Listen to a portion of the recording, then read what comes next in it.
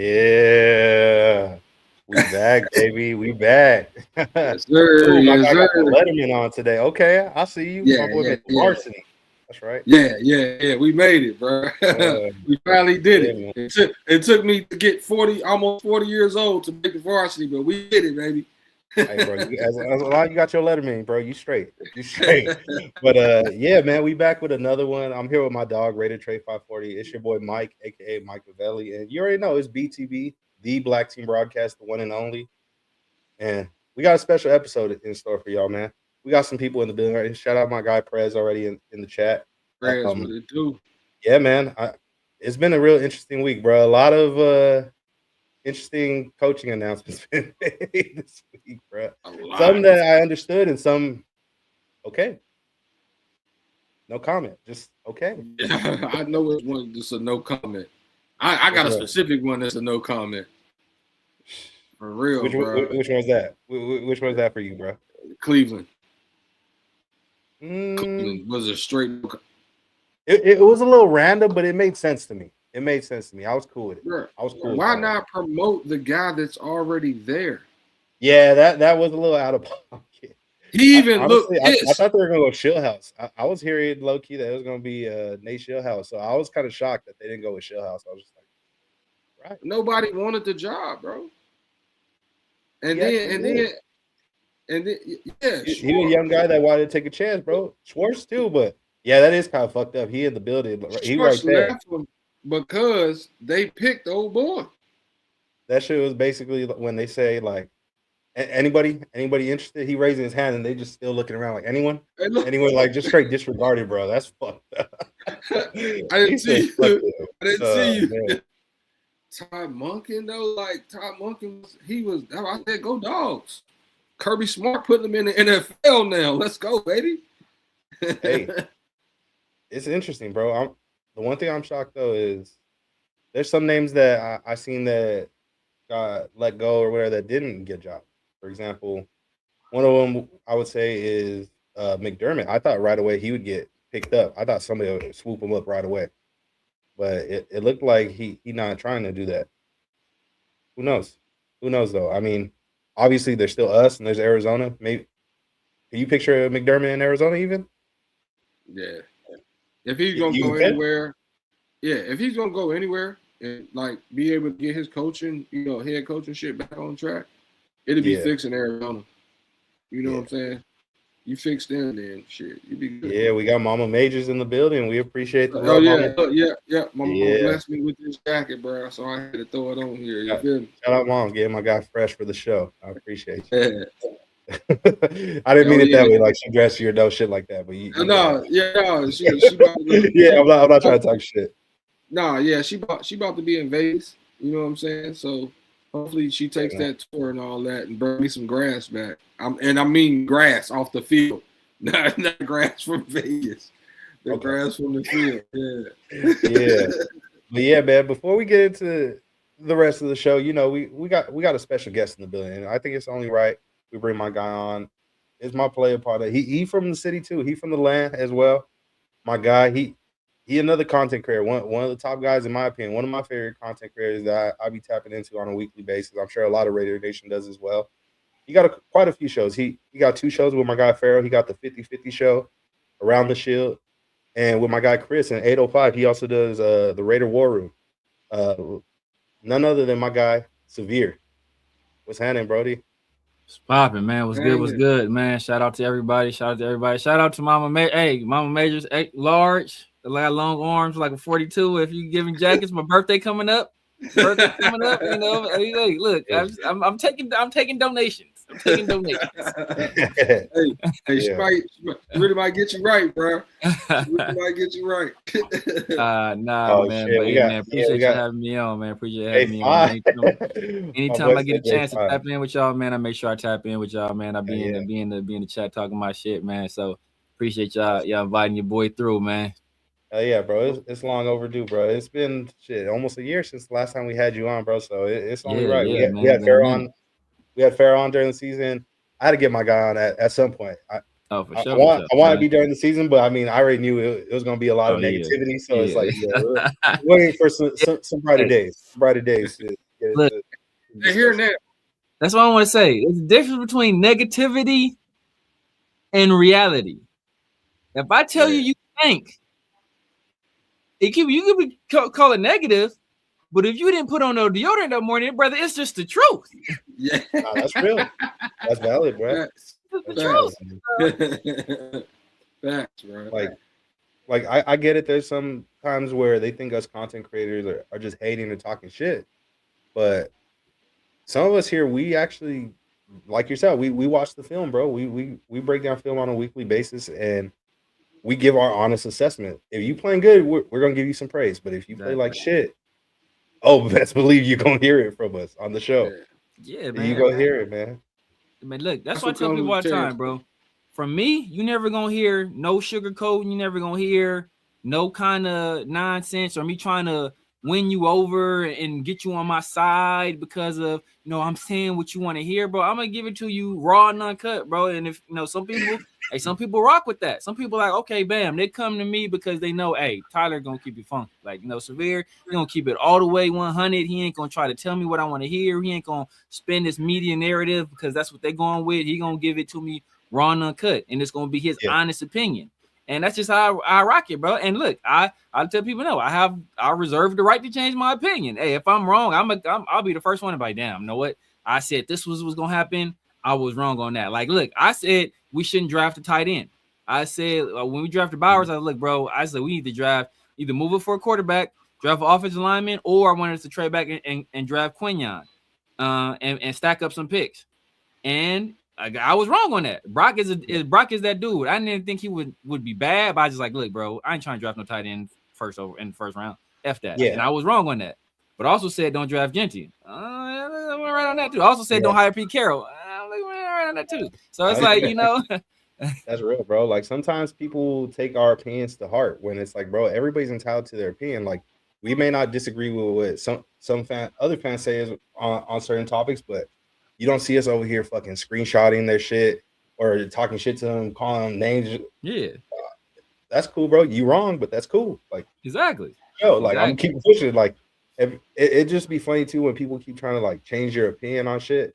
And it's like, bro, like I'm a very strong opinionated person. Like if I didn't think this way, I wouldn't speak on it.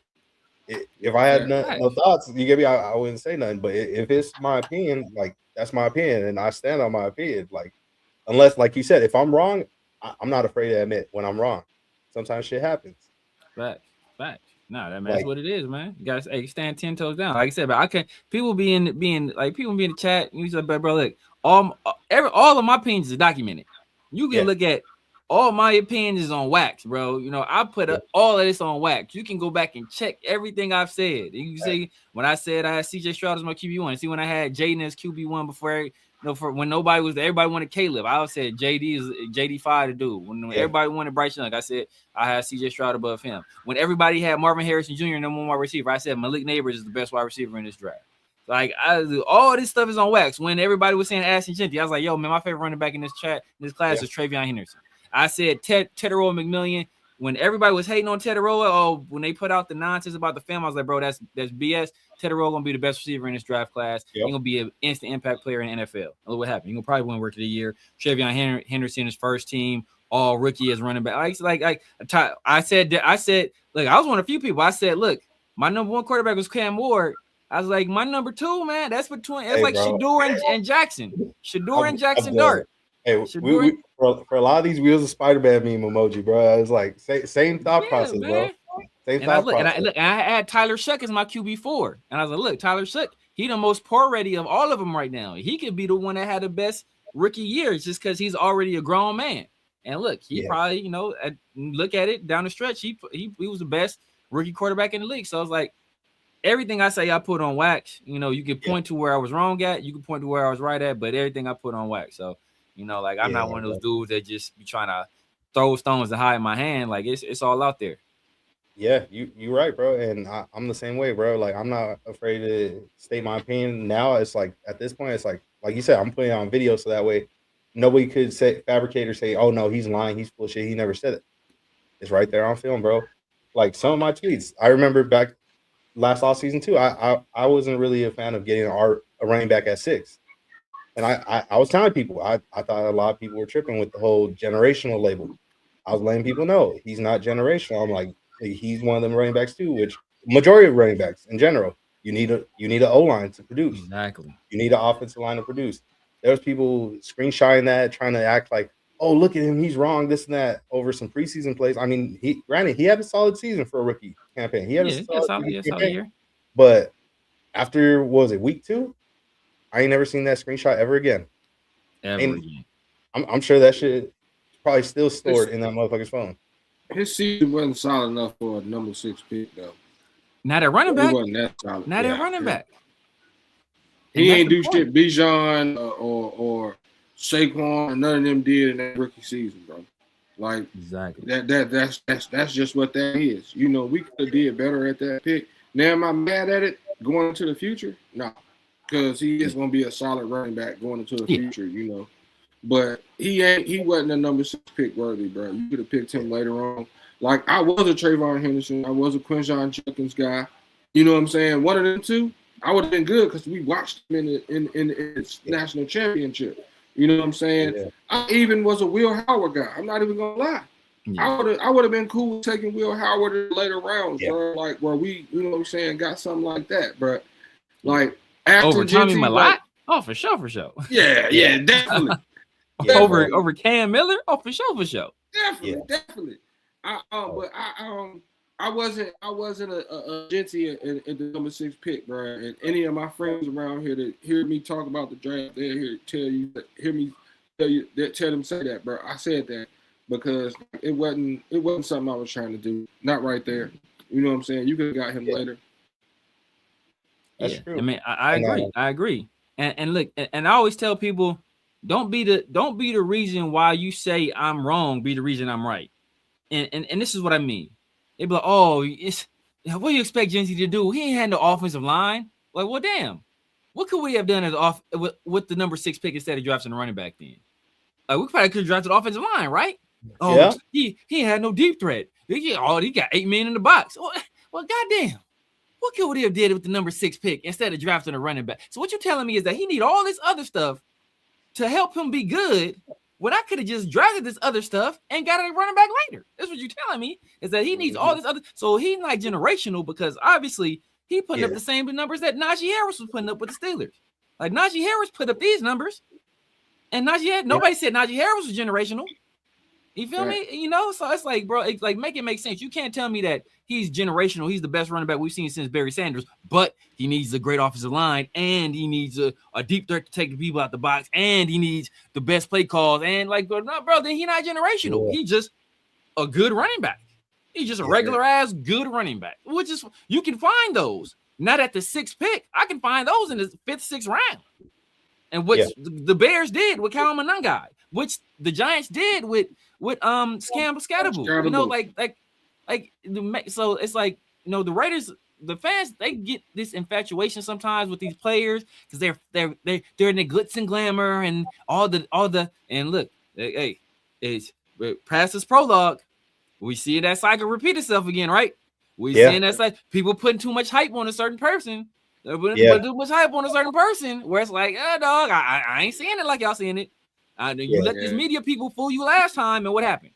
What happened? Now you asked out at running back, and now you can't draft another running back. Now you got to do everything you can to make sure this running back works instead of valuing the proper positions in front of it. And now we're doing the same thing with a quarterback where it's like, is this guy generational? No.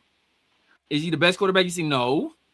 Can he be successful in the league with the right circumstances and the right coaching? And yeah, I think he can do that. Is he the best quarterback in this draft class? Probably. You know, it remains to be seen, but more likely than not, he is. But like people like he's generational. He's the best quarterback I've seen. Nah, bro, he's not all that. He's not all that. And people want to put that on him because they didn't think Indiana could win. But Indiana won the year before. They ended up losing to the team that eventually went to the national championship game. Like they lost to Notre Dame, who was in the title game, right? So it's like with Curtis Rourke, with a partially torn ACL, with the whole bunch of transfers from James Madison that had never seen Big Ten football before. This is their first time playing Power 5 football. So now they get not only do you get a quarterback that's healthy, you get Cignetti with his second year in playing Power 5 football, but a lot of these other guys, their second year playing Power 5 football at all too. So all these guys now, it's not the physicality is not new to them. Right? The attrition, you know, how you got to take care of your body and how you're going to feel at the end of the season, that's not new to them no more. Oh, we went through this last year. This ain't new to us. Like, this is what we did already. And we was in the CFP last year. We took a team that won, I think they won 3 games the year before and won 11 games last year. So now we just back doing the same thing we just did again, except now we more experienced with a little bit better quarterback and a coach that's more prepared. It's like, so that's what I'm saying. Like, bro, people be putting these labels on these people and they be setting them up for failure. Because as soon as they don't meet those expectations, they're either going to tear those people down or they're going to make a whole bunch of excuses for them. Yeah. Shout out LS in the building. And yeah, he had a valid point here. He said, shit, even Curtis Rourke should have been the pick over Cam Miller and Tommy Malott. And shout out to my guys, LS, and somebody, my guy, Chris Protect Shield, man. Make sure y'all head over there, subscribe to my guy, Chris Protect Shield, man. You know, he be taking his cruises. Chris in the building, I appreciate taking his cruises. So, you know, hey, just make sure you hit those notification bells, man. Make sure you hit my guy be on hella vacations, bro. Always, bro. I ain't mad at that. Hey, I don't go on Instagram much, but every time I go on, I see his story, he on vacation. Always, bro. I'm gonna have to go follow, bro. I'm gonna have to go follow. Yeah, shout out my dog Frankie in the building too. Appreciate man. Chris be cooking, man. Chris be cooking over there, man. Chris, Chris, hey, man. Yeah, besides Mike, a few other guys, but yeah, Chris one of my favorite people to watch. I don't be ready to watch a whole bunch of Raider stuff. Be honest with you, because I want my takes to be fresh. I don't want to be copying too many people's stuff. But you know, like a few people I tap in, obviously. BTB, obviously my dogs Rundown, everybody in TRS, Leo, Chris, 805. Make sure I tap in with my dogs over there. Make sure y'all go over there, tap in, man. Make sure if y'all haven't done so already, you know, everybody if you hear from my channel, I know I'm not streaming this to my channel, but if you hear because I brought you here, make sure you hit the sub on both Mike's channel and on Trey's channel too. Bro, make sure you hit those bells too, because these dudes be over there cooking. Yes, sir. Appreciate you. Definitely appreciate you. Same back to you, man. Make sure everybody on our side go slide over to their channel, man. Hit them notification, them bells, man. Hit them like, subscribe, man. Y'all tap in because it's gonna be a real good off season for us. It's gonna be a real good. We gonna be putting some shit out. We're gonna be putting some shit out. We all are, bro. And y'all do not need to be able to. Y'all do not need to miss out. Like shit like this gonna keep happening, bro, because it's too much. It's too much to talk about. It's too much of a good time for us right now. It's too much of a time for us to like experience this shit and like not live in this moment. You know what I'm saying? Like last time we had the situation, bro, we was young. You know what I'm saying? We didn't get to live in the moment like we can now. Like, facts. Now we can go through this shit. Yeah. Now we get to see this shit live action. We get to talk about it every week and every day, live action. You feel me? So like we gonna do this shit. Yeah, we gonna live in this shit. We gonna ride this shit to the motherfucking to my birthday to April 24th to the 25th. So when we get to motherfucking make this pick. You feel me? For sure, man. Hey, I'm going to the draft, man. It's hey, if either one of y'all going out there, man, make sure you tap in with your boy, man. Bro, I was planning on going. I was really planning on going because I can take the train right up there. I was really planning on going, but I might do a birthday party because my 40th. I might do, but because the draft is in DC next year, so I can take the train and it's closer for me to go there. You know what I'm saying? Okay, so I might just wait till next year, bro. Yeah, same here, man. You turn. Oh, so you 86? Yeah, 86. Oh, for sure, bro. You know, hey, man, we right there, brother. We right there, bro. Oh, for sure. Yeah. I'm Unc, man. Yeah, you know, bro. I am not the only one in here. I don't tell the ladies I'm Unc. Well, you know, they can't tell. They can't tell. Hey, black don't crack, baby. Black don't crack. Yeah. Hey, look, Red's gonna probably try to get. That's crazy, bro. I'm a 90s baby. Because he come for me every time. 80s baby, bro. He come for me every time. Hey, 86. What they say? Been a killer, 86 a nigga. That's my born year. Yes, sir. I like that. I'm gonna use that shit. Okay. Yeah, bro. That was a good times, bro. Hey, man. Yeah. We got to see the 90s. Exactly. I mean, I gotta witness some shit, bro. Mike don't even know what Darkwing Duck is. You ain't even seen the episode of Darkwing Duck. I know what Darkwing Duck is. Come on, man. You ain't seen the episode of Darkwing Duck, bro. You was too young to even enjoy it. I was live for the first season of Power Rangers, brother. You was too young. You wasn't even born. I was alive. We got to see that. We got to see that, bro. I got to witness that live. It's all good, bro. I got to see Kobe. I got to see Kobe. Exactly. Although enough to see Kobe. Look, hey, I got to see, but see, Kobe hit different for you, bro, because I had to live through Anthony Peeler and Sedale Threet. I had to live through those years. You got to see Eddie Jones is my favorite player. I got Eddie Jones in the 25 and Eddie Jones in the 6. Yeah. I got both. I saw both Eddie Joneses. You know, so that was my favorite player. Eddie Jones was my dude because he saved me from Anthony Peeler and Sedale Threet. I was like, damn, we got Eddie Jones at Temple. Hell yeah. Yeah. And then we drafted Kobe. We gave Eddie Jones the boot, but yeah, man, that was man. I saw all of that, man. I saw Magic Johnson when he didn't have AIDS and when he did have AIDS. Bro, you ain't never seen that. You ain't never witnessed that. Yeah. You didn't get to see both sides, bro. We got to see both sides, bro. He said, "I seen White Michael and Black Michael." That's exactly, crazy, bro. Man. That's all. Look, I seen it all, brother. For sure, bro. We got to see a bunch of. We got to see a bunch of shit, bro. Damn, bro said that's crazy. You did you at least get witness a Super Bowl? Nah, bro. That was right. That was before my time. That was before my time. For us was like we didn't get to witness one. Us winning one. We got to see us in a couple. Yeah, exactly. We got to see us. What we went in? What 90, 91, 92? We went to the AFC Championship game. We got our ass whipped by the Bills. I want to say, got our ass whipped by the Bills. 01. That was Art Shell. One of those years was Art Shell. I think the Bills might have whipped our ass both those years. They whipped our ass, I think, twice in the AFC Championship game. I can't remember. I think one was like 91, 92. And the other time I want to say was like right before free agency started was like 93. You see, you didn't even see NFL without no free agency, brother. That's when the Raiders was good. When they could lock motherfuckers in Oakland forever. As soon as motherfuckers could leave Oakland as free agents, there wasn't no free motherfuckers agency left. What happened? You're lying. There wasn't a free agency before? There was no free agency until 93, bro. And that's what I keep telling everybody. The Raiders, like, look, people be like, oh my God, the Oakland and all this shit, bro. The Raiders been trashed ever since free agency happened. Know why? Because motherfuckers don't want to live in Oakland. Nobody, you can't. Motherfuckers want to live in Oakland, bro. I can go to LA. I can go to San Francisco. I can go to fucking New York. I can go to, but I ain't about to stay in Oakland. Let's just be real. I'm a millionaire, bro. I can live where the fuck I want to. I'm not staying here. Yeah. And as soon as free agency happened, bro, the Raiders been trashed ever since. Look it up. Before 93, we were the most winning franchise in all of North American sports, bro. We had the highest winning percentage in a regular season of any other of the MLB, NBA, NHL, NFL. We had the highest regular season winning percentage, bro. Post 93, after free agency, we've been trash ever since. They said that's outside of those few years with Gruden, bro. Look that shit up, bro. These is facts. I'm speaking. Look, people ain't gonna like it. These is facts. Damn. You're telling me the league basically said, man, fuck that. L developing too much talent over there. Fuck that shit. No, it's just the people, because before you could keep people where you wanted to keep them. You could you can lock these people in, and they didn't have the opportunity of mobility. So as soon as people had the opportunity to leave and they could go wherever they wanted to, they didn't stay here. I just joke. I joke about it being Oakland just because Oakland fans be bumping their gums all the time. They be annoying me. But like, just people just didn't want to stay with the Raiders organization.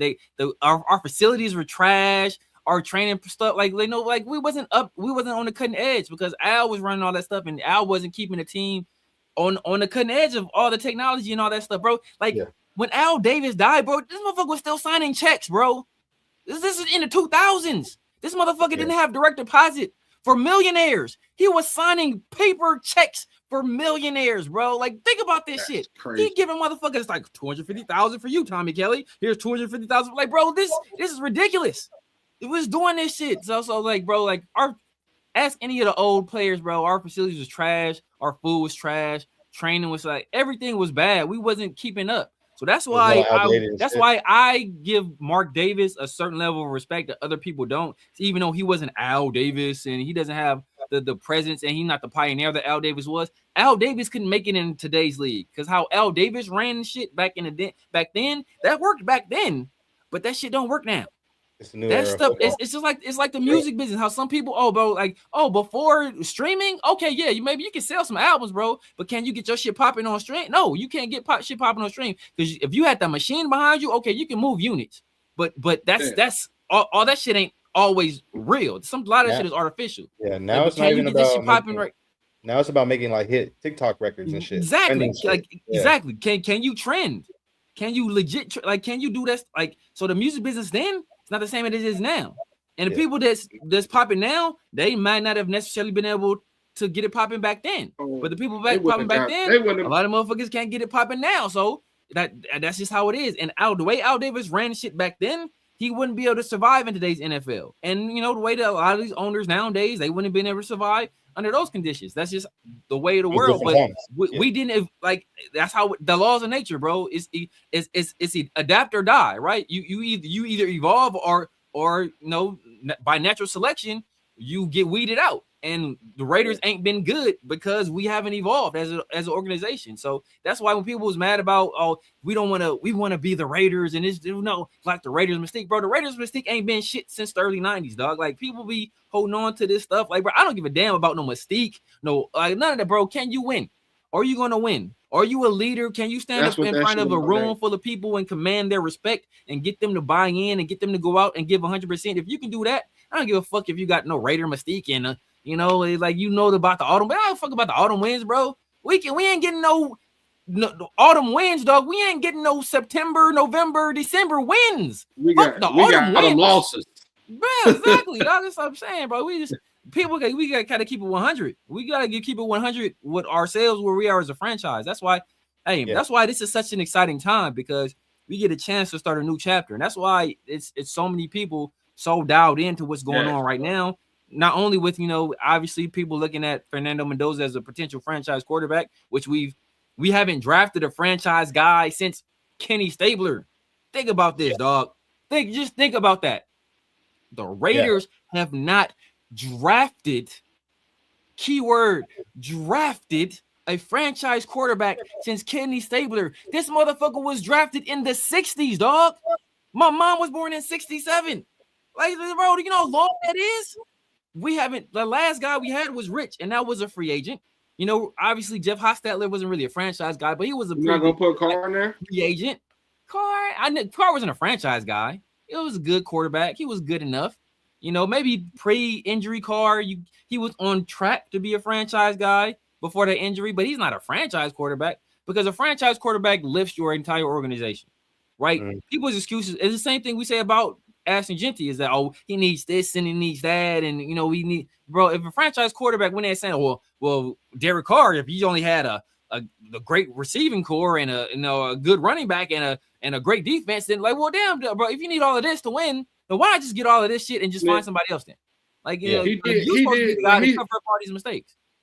When he did start getting that, though, when we got to 21, bro, he had all that, and he had what, 3 or 4, he had like 5 years in the same system. He did start seeing a different Derek Carr, though, and then Gruden got snatched up out there. You know what I'm saying? Like, he finally got all the pieces to come together for him, and we still. I mean, a lot of these quarterbacks do need a lot of shit, though. A lot of these running backs, Saquon had to go to Philly, where they had a whole bunch of shit for him to really get his shine. But saying that also takes me back to Ashton Genty, where Saquon was doing this crazy shit in New York with no line and no receivers and no quarterback, and he was still doing some fucking amazing shit that we didn't see from Ashton Genty. Exactly. Even seen that shit from Josh Jacobs. Exactly. In his rookie year. You feel me? So like you can't put that number 6 label on him and say that shit was something good. But like you said, bro, with the team, we haven't been nothing to sit right there and be like, yo, this is the Raiders from 2000, or this is the Raiders from the 90s or the 80s. Like, hell no, we ain't had none of that shit. And this day and time, it's about winning. And that's the one thing that the Chiefs figured out, the Eagles figured out, all the old school teams figured out. Whereas, bro, like, hell no, we got to get somebody. We got to motherfucking win. Because if we don't win, these fans going to fall off. And I look at it like this, like with my kids and shit. My kids don't got shit to do with the Raiders because they not motherfucking winning. You know what I'm saying? They don't want to see no I got a son. I got a son the same way. My son be all the Red Daddy, why you watch the Raiders? You know they're gonna lose. Like, sexual ass if I whip your ass, bro. I got this belt sitting here right just for you, just in case you talk this shit. Shit. But that's what cut off Wi-Fi and PlayStations a couple times. Exactly, bro. Talking shit about my team. I will shut your whole entire Roblox account down, nigga. You will be a sad motherfucker messing with me. You will be a sad motherfucker messing with me. Hey, you be in there reading books. You will be the smartest motherfucker in your class. Look. Okay, so like, and he plays football too, bro. He be wanting all the little drip. He be wanting the visor and all the cleats, bro. You'll be out there in some New Balance cleats, nigga. What's fucking around? Talk to me on You want a speed flex helmet, nigga. You will be in the regular ass bubble ass helmet they be having, bro. You'll be on that fucking Tecmo. You be rocking the Tecmo Bowl. The Guardian cap. Exactly, bro. You be exactly. We rocking a Tecmo Bowl helmet, fucking with me, man. You said you are a visor. You getting goggles. You having it with the punter visor around your shit, nigga. One bar with a 1 bar punter visor around your shit. Some Kawhi Leonard cleats. Yeah, man. But speaking of Saquon went over 2,000 yards as a rookie. And the Giants went. The thing that hurt Saquon with the Giants is he didn't have no line. Like, I mean, not no line. He kept getting hurt.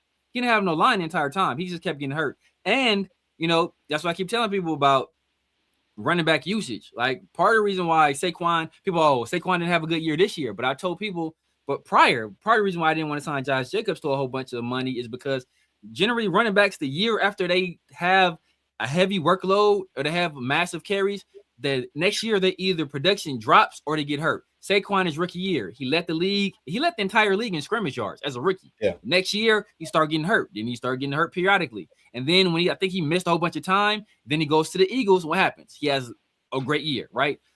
Same thing with Josh Jacobs. He led the league in rushing with us. Then the very next year, he falls off. He's nicked up. He's not the same dude. Then obviously he doesn't get as many carries. His first year with Green Bay, what does he do? I think he's top 5 in rushing. But then what happens this year, right? Ain't the same Josh Jacobs because he had a heavy workload that last year. Same thing with Saquon. Saquon led the league in rushing last year. I think he led the league in scrimmage yards last year. What happens to Saquon this year? Same shit. Saquon done fell off. So it's like you got to pay attention to that. Like, people ain't paying attention to these trends, and they go, Saquon not the same guy because look, he done like, bro. But it same thing with DeMarco Murray. DeMarco Murray led the league in scrimmage yards. I think with the Cowboys. Then after that he goes to the Eagles, with Chip Kelly. He has a solid year there. 2 years later, he's out of the league. David Johnson with the Cardinals, leads like one of the top guys in all-purpose yards with them. Has a heavy workload there. Then he gets traded to the Texans. He ain't never the same. Right? Never the same after that year. Larry Johnson with the Chiefs back in the day. Heavy workload, starts getting hurt, never the same. So, like, that's why I was about you don't invest these high value assets in running backs, because when you start giving these dudes the heavy workload to get your money's worth out of these motherfuckers, what do they start doing? They start breaking the fuck down. Yeah. That's why they need to come into a situation like James came in the Buffalo. He don't got to do all the running. He don't got to get all the touches. Josh Allen can take some of them touches away from him. Yep. You're going to make his longevity happen by him not getting so many touches and coming into a great situation. You know what I'm saying? That's what happened with some of these good running backs. They come into good situations where they don't got to keep touching the ball. And when you touch it, you can just get busy. You know what I'm saying?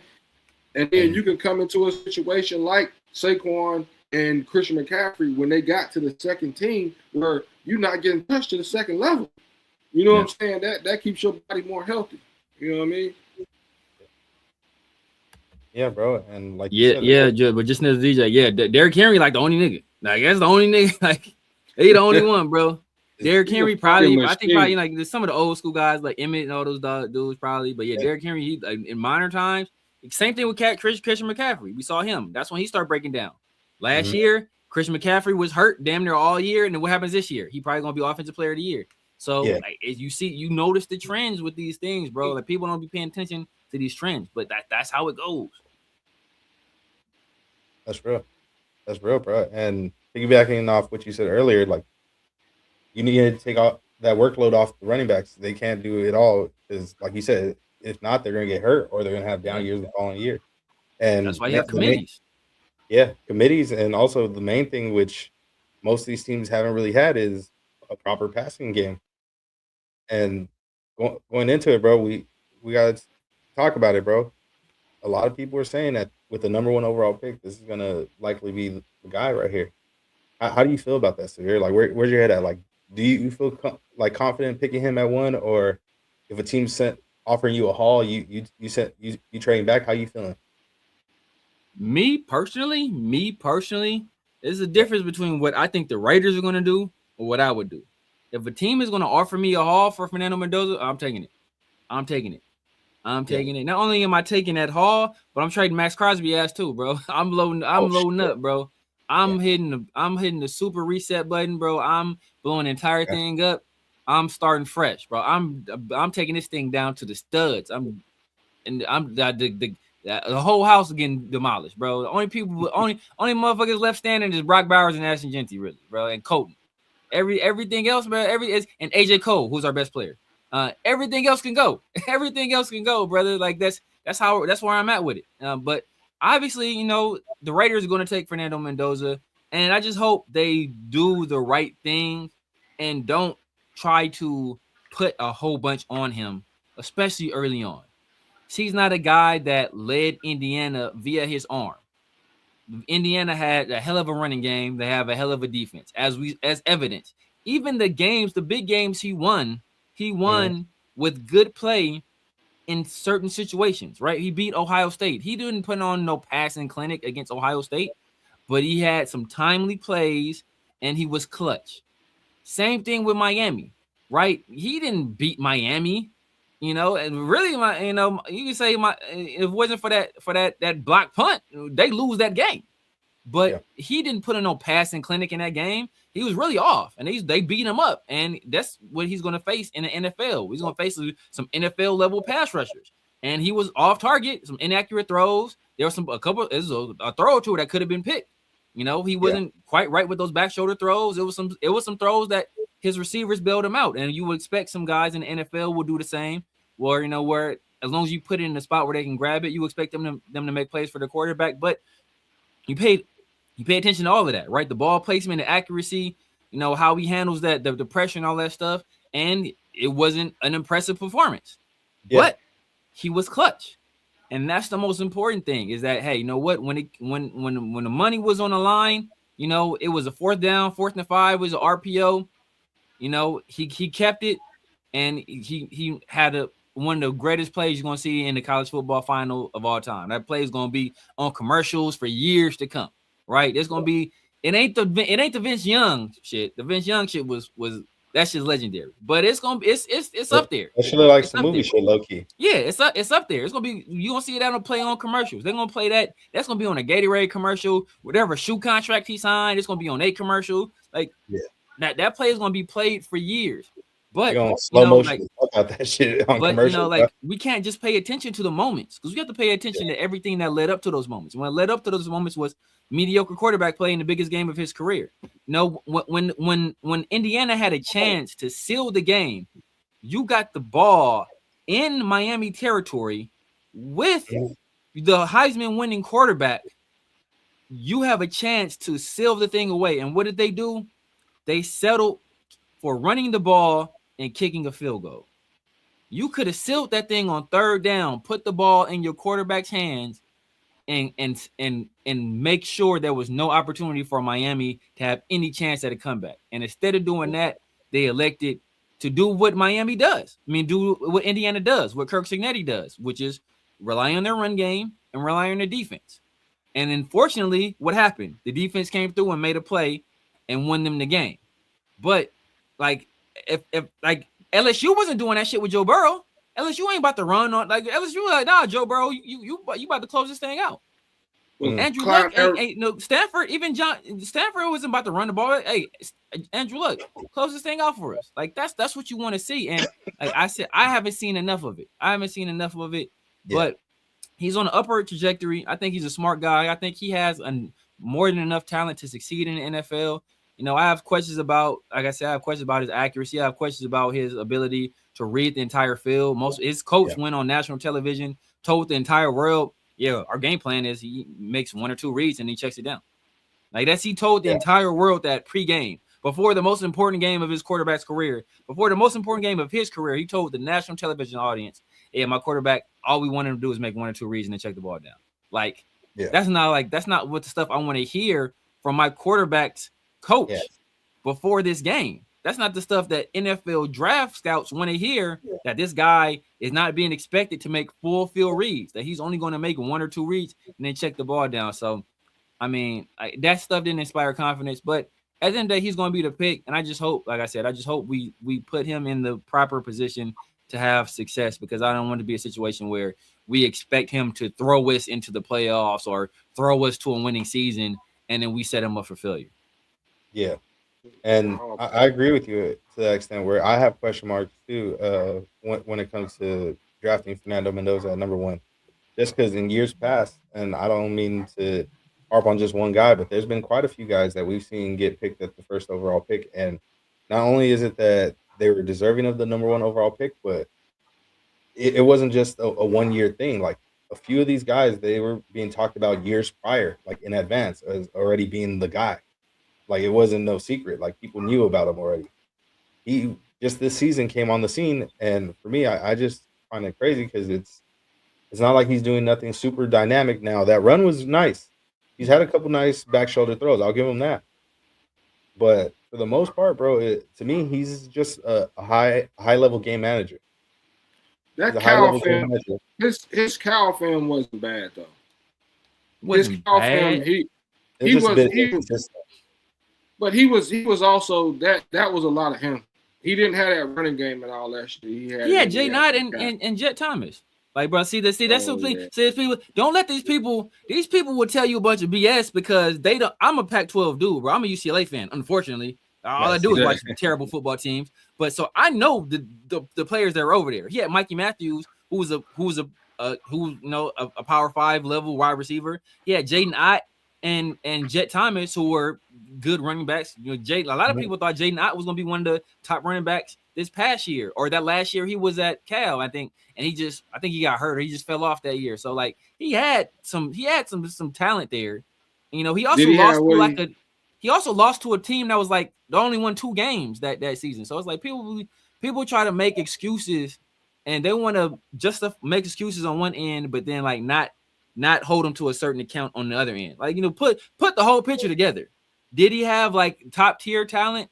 No. But even in him not having top tier talent, did he show himself to be some elite quarterback? And he didn't do that either. Did he show that he was supposed to be, you know, like a top 5 draft pick? He was a 4-star guy in the portal, which is good, but he wasn't a 5-star guy in the portal, right? Like it was. I think he was like the 5th ranked quarterback in the portal that year. So there was players that were ranked above him as a portal quarterback. So, like I said, there's flaws there. But there's also there's also potential there. And I don't want to take away like the ability. I think he's a super intelligent guy. I think his recall is incredible. I think his ability to absorb a playbook was going to benefit him greatly. But also also worry about when he was at Cal, his turnover plays was through the roof. He also ran a spread system at Cal too. So people who try to talk about the offense he was in, well, he ran a spread system at Cal and he still never threw more than 35. I don't think he never threw for more than 3,500 yards when he was at Cal, ran the spread. So like we got to talk about it on both sides. Yeah. No, see, that's getting a different outlook because you know what I'm saying. The stuff I seen from him at Cal was, you know, a couple of good, you know, he had some good passing situations, but to understand that he had a run game and some decent receivers out there too. That should just make that shit sound different. So you gotta hear that. You do gotta hear that shit from both sides. Do I think that he's a generational quarterback? Nah. You know what I'm saying? Do I think he can be somebody solid enough to get to be stable enough if we put pieces around him? Yeah. You know what I'm saying? Over time. I mean, Trey, remember those conversations we had? Like, I wasn't trying to hate when I was saying it either. Like I kept saying, like, it's the coaching, bro, because let's be real. Like, that team had no 5 stars, and they went undefeated, bro. That defense was out to ass against damn near every single offense they went up against this season, bro. That was a dominant defense. Exactly. That JMU team, too, that was there with Signetti, they also made it to the playoffs. So, yeah, bro. Exactly. He was a hell of a fucking recruiter, and he brought a bunch of them JMU boys with him. But this is the thing where people, this is how you can tell people are full of it, right? This is how you can tell people are full of it. People but well, Indiana doesn't have as much talent as Miami. Like they don't even have any 4 or 5 star recruits. Guess how many stars Fernando Mendoza had when he was coming in the college? 1 or 2. It was a 3-star recruit. So by their definition, Fernando Mendoza can't be good because he was only a 3-star recruit.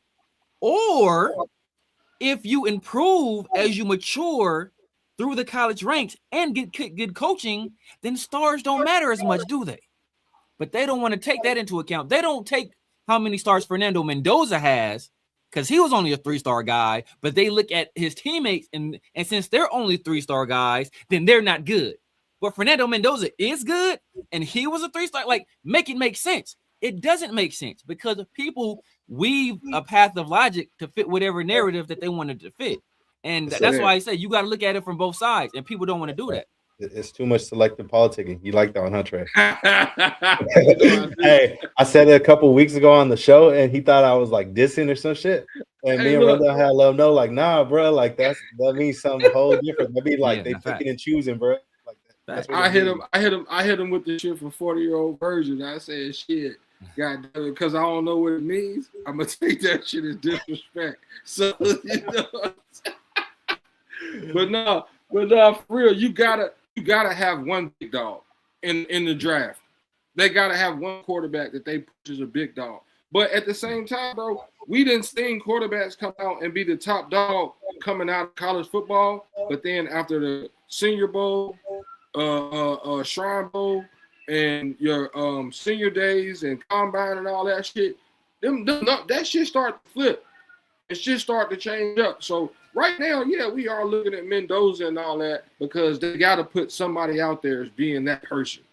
You know what I'm saying? But is he that generational person like an Andrew Luck, like a Joe Burrow? No. And like you said, Severe, bro, that's why they did put the game in his hands. You know what I'm saying? If he would have been like them, then shit, hell yeah. They would have put the game in his hands and he would have threw for over 5,000 yards like Joe Burrow did. Exactly. You know what I'm saying? So that tells you what you need to see right there. Peep this. No, what's gonna really fuck your head up? What you got? Guess how many people will talk about Joe Burrow's season. Oh, he had Jamar Chase and Justin Jefferson. Guess how many stars Jamar Chase was on ESPN?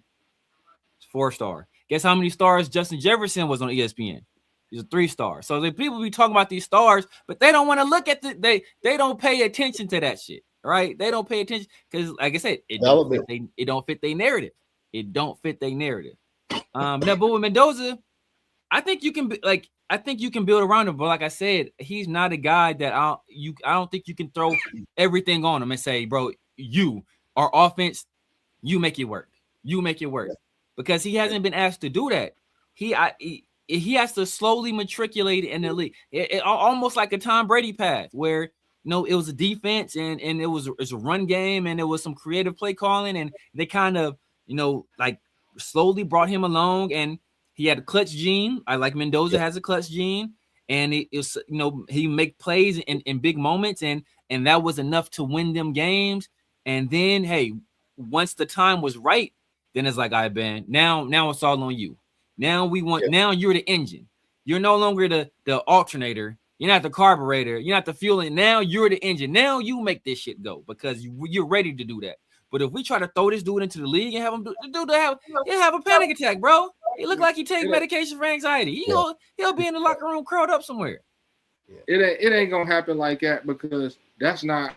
If you building a system and a situation and something for longevity, it don't go as far as like them going out there first early because you look like you said. Look at the Brady situation. Look at Patrick Mahomes' situation. Look at all these other quarterbacks that had time to sit and then get put out there. So we don't want him to go out there and change that shit now because that shit ain't gonna happen. That does not realistically happen.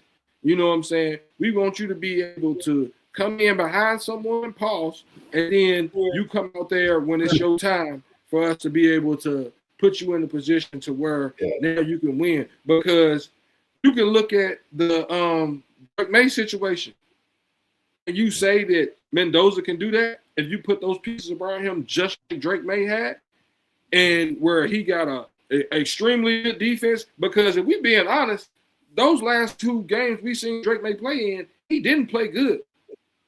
He didn't play good at all. He looked like a second-year player, but he had something around him to be able to make up for the bad parts that he did have in his game. You feel what I'm saying? Like that's do y'all feel like y'all see that from Mendoza? Like we use that money that we got and put pieces around him. Can he be somebody that can hold the ship? You know what I'm saying? And get us not to the Super Bowl. Like we ain't trying to say nothing like that, but to a playoff win. You know what I'm saying? Yeah. Yeah. I mean, like I said, I think he's a guy. You put the pieces around him. Like I said, I think he's a guy that can be successful. But I think people are putting this generational label on him. People putting on this label of he's gonna come in and transform our team. And I just think they need to pump their brakes on that.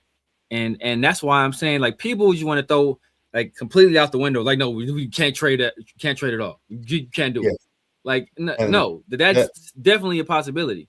You should have that on the table as well.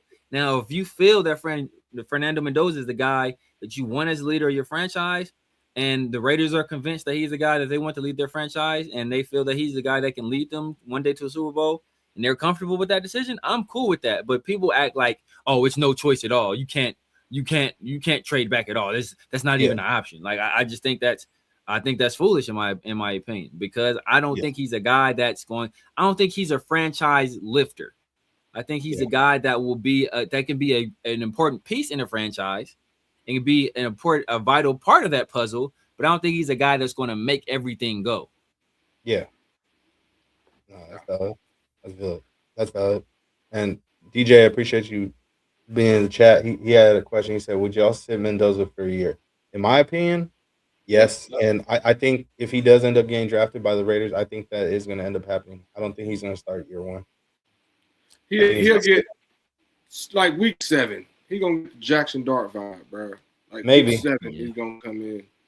Depend who they bring in. Who do we bring in though? So that's the issue we run into. Who do we bring in? Because Funny Face is still on the.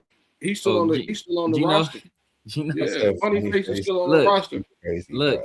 I said this already, bro.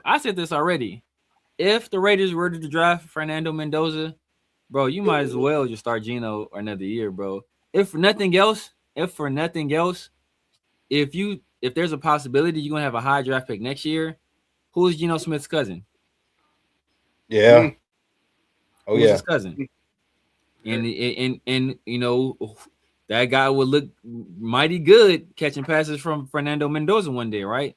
So if you want to kind of mend those fences with Geno Smith and the Smith family to possibly draft Jeremiah Smith next year, if you're in position to, hey, give Geno Smith another shot at it.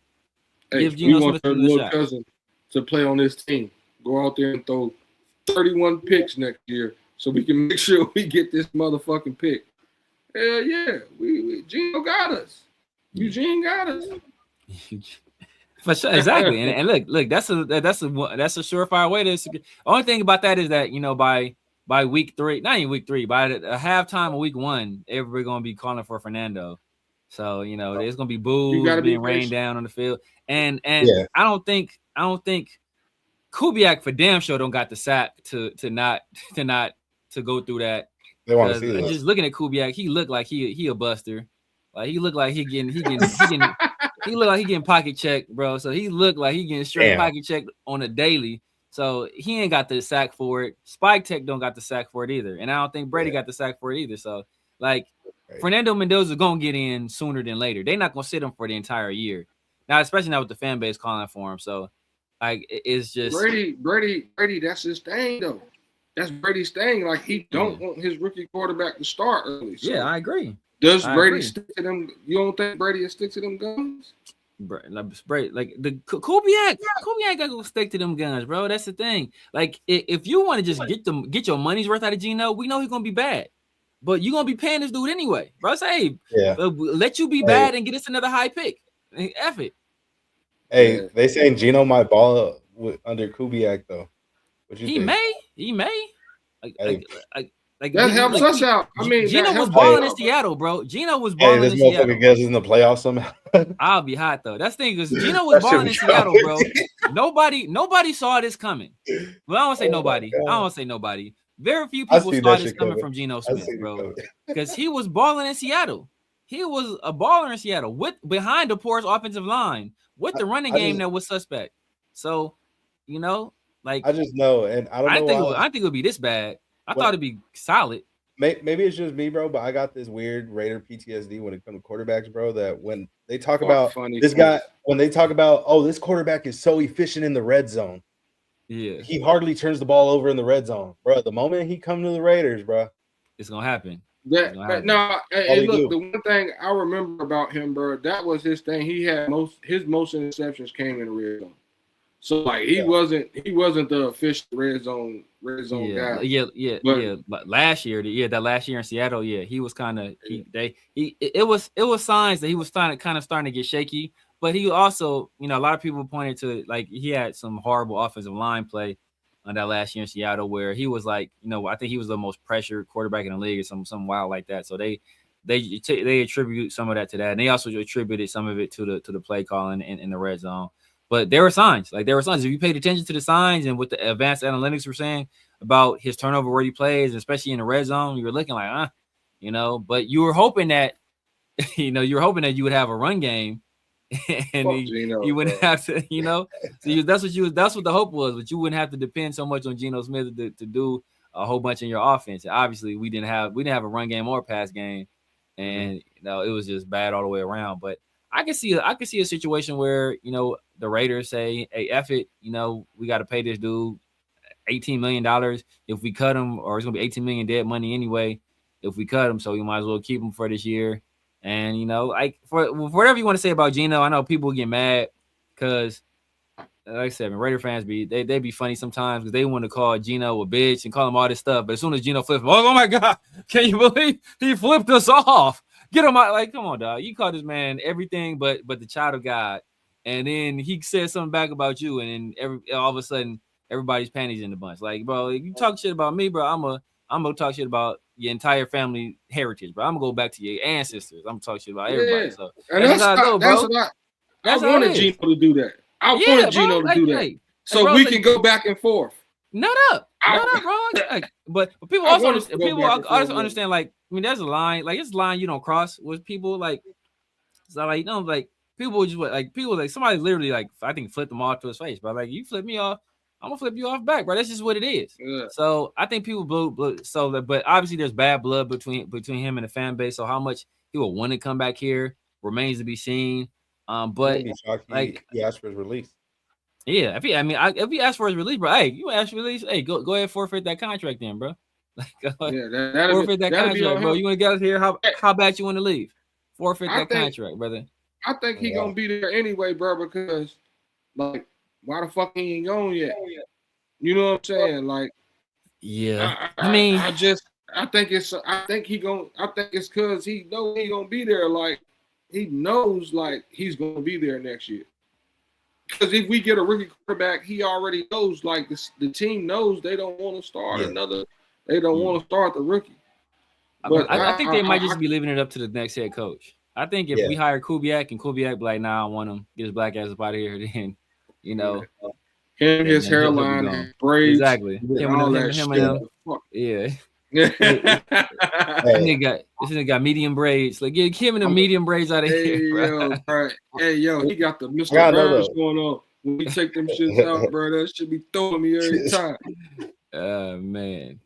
What's it called? So I gotta know, in y'all opinion though, like, do you think it's a lock though that we're drafting Fernando? Like, do you think there's a chance that maybe the next team doesn't want to draft? I just don't think it. I don't think it's such a lock. I don't think it's a lock yet. Like Savir was saying, bro. I think somebody, because more about coming out, somebody gonna offer us a fucking haul, bro, for that first pick. The Jets might, bro. And I wouldn't be mad at that. Give us those 3 picks for next year. Give us those 3 picks for next year. If the Jets do that, bro. Hey, what's that Drewski? I'm just saying, saying. Bro. If the Jets do that, bro, we gotta take that, bro. We gotta take it. But look, but like I said before, bro, I don't think the Raiders got the sack to do it, bro. I don't think the Raiders got the sack to do it. You gotta drop your nuts at some point. I don't think they got the sack to do it, bro. I think they're so afraid of. You hear about what's FOMO, this fear of missing out. Yeah, I think they're so scared that they'll trade back, and then Fernando Mendoza will be like, an MVP quarterback, and everybody's the Raiders had a chance to take him. But like, bro, if you look at our history, and I'm a guy like people like people say I got like a really good memory and shit like that, like because I be looking at like the shit we've done in the past, and there's been so many times where the guy we took in front of another guy, not behind another guy, the guy we took in front of another guy turned out to be a Hall of Fame player, right? First and foremost, you did think the main one we think about is Calvin Johnson, Jamarcus Russell, and Calvin Johnson, right? But you think about Philip Buchanan. Who was the guy that got taken behind Philip Buchanan? It was Ed Reed. I think another one was we took who do we take? We took Napoleon Harris. I think the very next person taken behind Napoleon Harris was who was behind Napoleon Harris? I think it was another Hall of Fame player. I can't remember, but like it's happened to us several times. We took Fabian Washington, one pick in front of Aaron Rodgers. Like it's happened to us several occasions. So like, bro, we can't be living in the worried about. We can't be worried about what other teams do. We got to worry about what we do at the end of the day. So if we don't feel that he's the guy, then we should make the trade. But like I said, I don't think anybody in that building has the nuts to do it. Yeah, bro. They gotta drop their nuts at some point, bro. Yeah, you gotta man up and flip this shit. We done watched other teams fucking do it, bro. Like, get the fuck out your own way and motherfucking man up and motherfucking do that shit. Because if, like you said, if you don't feel like he the one, what the fuck you gonna? We got PTSD from them drafting Jamarcus Russell.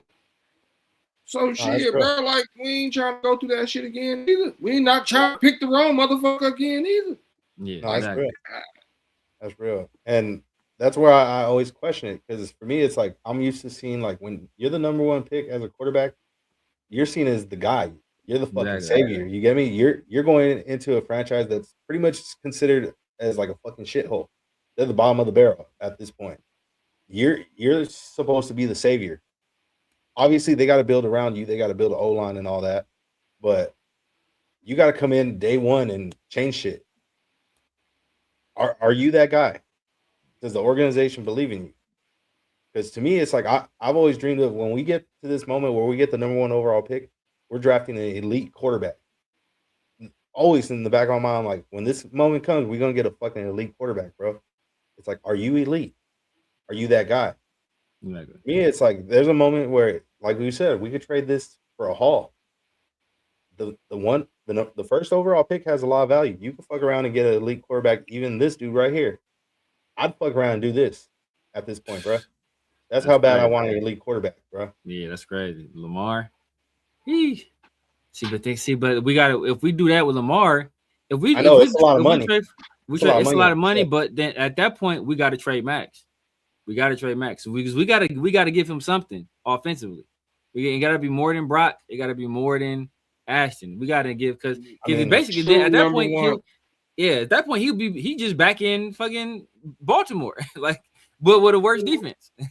I mean, we can fuck around and draft somebody too, even. Yeah, we got to draft somebody too. But see, that's why, like if we do that, that's losing that number one pick though. Yeah, see, the thing about that is that it's like, am I I don't want to say I want to draft Fernando. Like, I don't want to put it in terms of I'm choosing Fernando over Lamar. That's insane. That's just insanity. But the salary cap ramifications and our ability to build a team around Lamar, that's what I worry about. Like, if we were in a situation where I felt, okay, if we had at least like one strong unit, like, okay, we got a hella defense, our offense just ain't up to snuff. Okay, bam. Okay, we need a quarterback to kind of get our offense right. Or then we got all the pieces in the offense. Our quarterback just ain't taking advantage of them. But bro, like, we ain't got shit on offense or on defense. Like, it's like, well, we putting him into a bad situation. And then if we already know how the media does Lamar already. So if he come over here and then, it's just gonna be a circus, man. So I just don't think, like, I don't think we're, like I said, if we were to do that, we got to trade Max. That's we have to trade Max Price. And it's gonna take more than just one first round pick to get Lamar too. You ain't getting Lamar for just one first round pick. Yeah. Like, so like I think that'll just puts us in a messed up situation. That's why, like, the Mendoza trade makes the most sense to me. And people will be like, oh, well, what happened the last time we had all those first round picks, huh? What do we do with that? And my answer to that is, what happened the last time we drafted a quarterback number one overall? Huh? What happened with that? Neither one of those situations worked well. So you between a rock and a hard place. I'd rather have more bites at the apple with more picks, than to put all my eggs in one basket and depend on the quarterback that's never had to carry a football team and really depend on him to at some point have to carry this football team. It's just the law of averages. I get you. I mean, my thing is with Lamar, I know a lot of people are like, oh, but he hasn't won. It's like, if we watching these games and we paying attention to Lamar Jackson and the Ravens in the playoffs, bro, a lot of times it's not him that's costing them the game, bro. It's his fucking receivers. That's why it's bad for him to come out there with us. It's not him dropping the catch on that 2-point conversion. Yeah. It's not him catching that pass and fumbling at the 1 yard line that one year. Yeah, or fucking our boys, Zay Flowers getting that dumbass unsportsmanlike conduct penalty, that put them back 15 yards after he made that crazy catch against the Chiefs in the playoffs. The Chiefs beat the Eagles in the playoffs. So I mean, it's not. But I said it's like, bro, do you expect Jack Best to be the guy that's gonna carry Lamar to, that's gonna make the game winning catch? Do you think it's gonna be Dante Thornton? Like, that's what I'm saying. Like, we putting them in the worst situation, bro. Only position we better at is tight end. And if you look at their tight end room is better than our room. We got the better guy, and Brock is the best guy. But bro, you got Isaiah Likely and Mark Andrews over there. Like, bro, that's a better room overall. That's a better room. Yeah, I'm not gonna put Likely that much over Big Mike.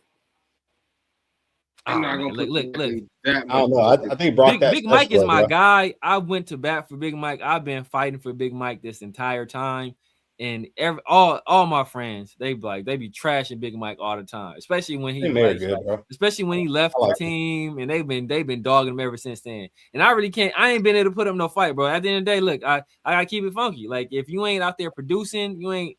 I can't defend you, bro. I can think the world of you, but it's like with Ashton Genty.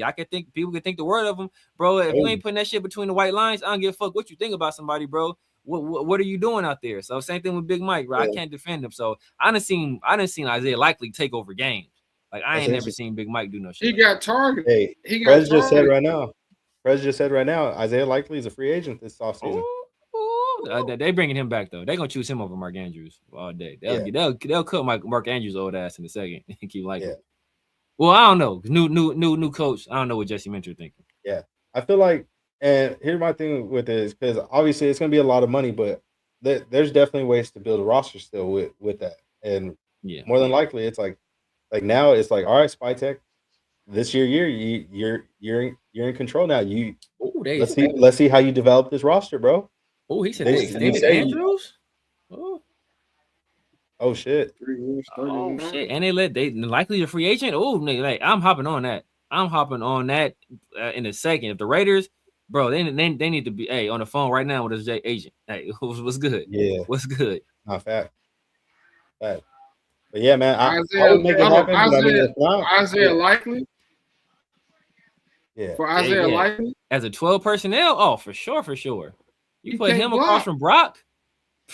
He can't block though. Neither can Brock. Mike can block though. Mike's blocking was questionable this year, and that's part of the reason why we was struggling in pass pro and the run game, because our tight ends, all of our tight ends was ass and blocking, and Ian Thomas was supposed to be the motherfucker that's supposed to be our blocker, and he was trash too. I mean, he was trying to get a quarterback. That's all. Exactly, facts, right? They knew what time it was. Now them motherfuckers need to be investigated. Them motherfuckers the year before. Check their bet GM. Check their MGM accounts. The year before Brock got here, though, Big Mike was all right, bro. He was blocking. He was blocking, and that's one of the reasons I liked him, because as an all around tight end. Because he was a well rounded tight end. That's one of the reasons I was going to bat for him. But this year he was ass. Even Brock Brock ain't never been a good blocker, but Brock was always like a willing blocker. But this year he was cheeks. I'm like, what the fuck you doing? Like you're getting cooked by corners. Like it's not even like, I understand if he's linebackers, but he was getting done by corners. So I'm like, bro, what are you doing? So like, and it was none of our tight ends blocking this year. That could be the coach, the tight end coach. I think it was Luke Steckel. That could be probably some of the scheme with Brendan Carroll and whatever fuck Pete Carroll had going on over there. So I mean, that could play a part in it too. But I think Isaiah Likely just cold. I just think he's just a weapon that you can do some crazy stuff with, and you get him, you put the ball in his hands, like he gets busy. He gets busy with the ball in his hands. For sure. I mean, for sure. Yeah. I agree with that 100%. And then if you go get him and you bring him out here, bro, Paul, then shit, we good. You know what I'm saying?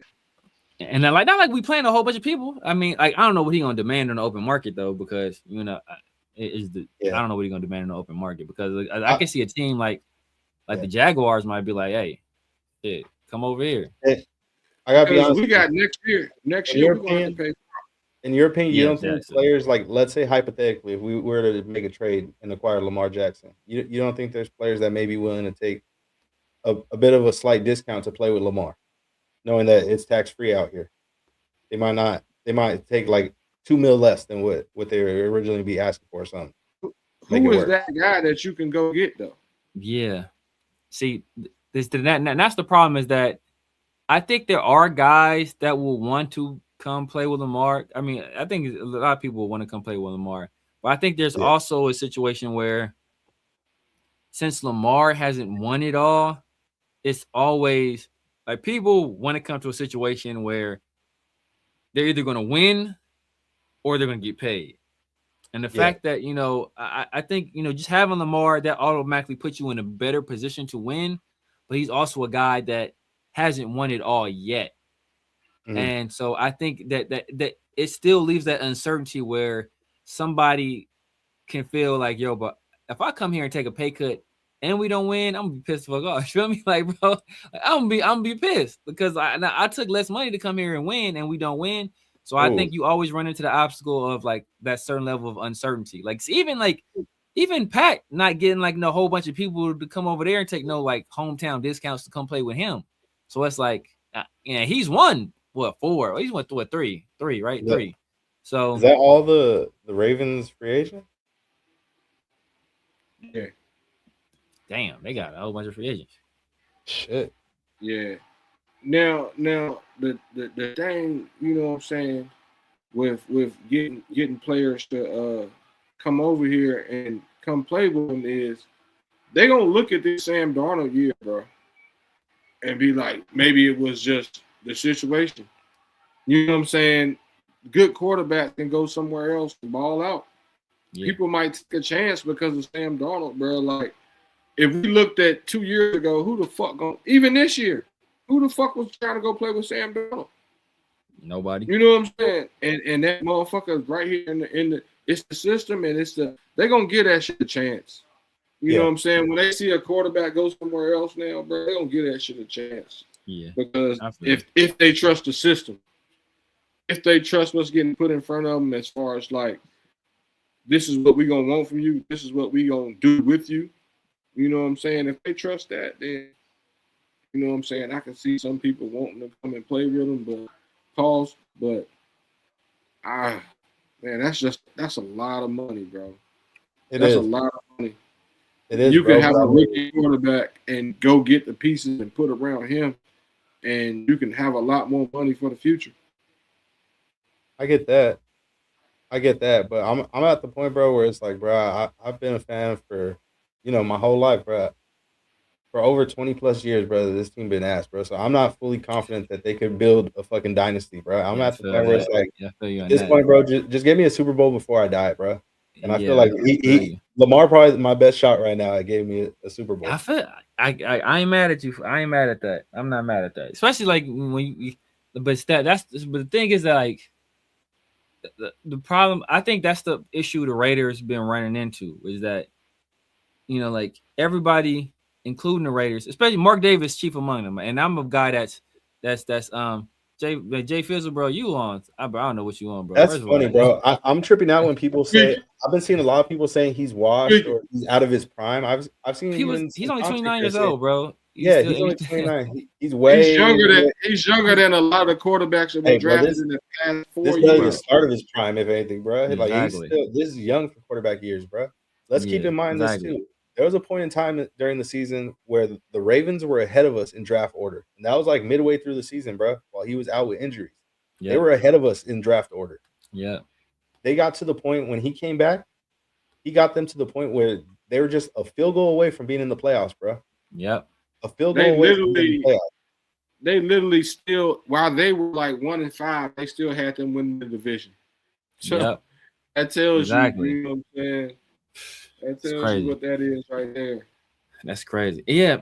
Yes. I feel, but I think people want to skip steps, and I think that people they don't want to like. I just want to say like I always bring it back to it's probably a little too old for you, Mike. And I know you're a young buck, but like this Eddie Murphy comedy sketch where he's talking about like his Aunt Bunny, and he's talking about his Aunt Bunny will always fall down the stairs. But she would try to break her fall on the way down the stairs, but all that would do is make the fall last forever. And that's what the Raiders keep trying to do. They keep trying to stop the fall. Like, bro, just fucking fall and then get your ass back up. But the Raiders keep trying to, we're gonna trade for this guy, and we're gonna trade for that. No, motherfucker, just fall. Just fall, get to the bottom of the stairs. And if you want to walk your ass back up the stairs, then you can start walking back up. But you keep trying to stop this fall. It's just the fall done lasted 20 fucking years now, bro. Because we keep trying to stop this motherfucker early. Just fucking bomb the fuck. And the I will say this: the 2 times we bottomed out, obviously was Reggie McKenzie. When we first hired Reggie McKenzie basically cut all the salary, got rid of every fucking body. And like 2 years later, I want to say we went to the playoffs. And then it was when we hired John Gruden, and John Gruden traded Khalil Mack and got rid of Amari Cooper and got rid of everybody. And I want to say 3 years later, we went to the playoffs that time. That's been the 2 times we've been to the playoffs in the last 20 fucking years. So the 2 times we actually said, like, you know what? Let's just hit the reset button. Let's make these trades. Let's cut the salary. Let's bottom this thing out. It took a few years and we were back in the fucking playoffs. But like we don't seem to want to do that again. Like it's time to just do that shit again. That's why we need to trade fucking Max Crosby. They trade everybody in this fucking team that's not Brock Bowers. Everybody else and Colton Miller and AJ Cole, who's our best player. Everybody else can fucking go, bro. Like those are the only people. Those are the only people I'm holding on to. And if you give me a good enough offer for Colton Miller, then get your ass the fuck up out of here too. Like bro, people are we gotta hold on to Ashton Jeanty, bro. They give me a first round for Ashton Jeanty, bro. You gone? They give me a high second round pick for Ashton Jeanty. Get the fuck out of here. Pack you in your ass outfits. Get your ass gone. Like I'm keeping JPJ too. I'm keeping JPJ too. But I don't know what they're gonna do with JPJ. That's the thing. I don't know what the fuck they're gonna do with JPJ. Yeah. I feel like a smart coach, whichever coach we bring, I think they'd be smart enough to put him back to center. I'd hope. I would hope. Yeah. I would hope. That'd be the smart thing to do. The one thing about those 2 situations that you was talking about, bro, was those coaches had longevity. It wasn't a coach that just like came in and they had 1 year, you know what I'm saying, year and a half and they was gone. Like John Gruden literally had from fucking 18 to 21. Yeah. Yep. I forgot my guy saying? Charles Trent Williams Grant too. He off limits. That's the future. Oh yeah. Really? You think so? Now that's just somebody who I talked about pre-draft that I really liked. I said was gonna be a good player. He was a small school dude, and people was giving me shit about him because he William Mary, right? Yeah, went to William Mary's. People was talking shit, and I was like, "Yo, bro, he got all the tools is there. He needs some seasoning, but all the tools is there." He got in. What did he do? Domination. Yeah. Hey, Charles Trent Williams Grant, baby. Hey, me and Rundown's first episode of Blunts and Breakdowns, bro, was a fucking Charles Grant film breakdown. Pre-draft, bro. That shit was so funny. And the first thing he said was, he nice, but he stand up too tall. I'm like, but look, bro, he overpowering motherfuckers, dog. Like he dominant like that. But if he figure it out, bro, he understands leverage. He's a former wrestler. He understands the leverage, how to use his body. He got crazy long arms. He got all the physical tools. He just need to put on some more weight and get used to the NFL game. I think he's gonna be nice. Franchise guy. I ain't saying all that, but I think he'll be nice. If he learn how to bend his knees, it's over with. Yeah. If you learn how to bend his knees a little bit, stay low, it's over with. It's over with. Because then that leverage, it's over with. Hey, yo. Victor Wembanyama got a crazy ass widow's peak, bro. I don't know what the fuck going. Victor Wembanyama.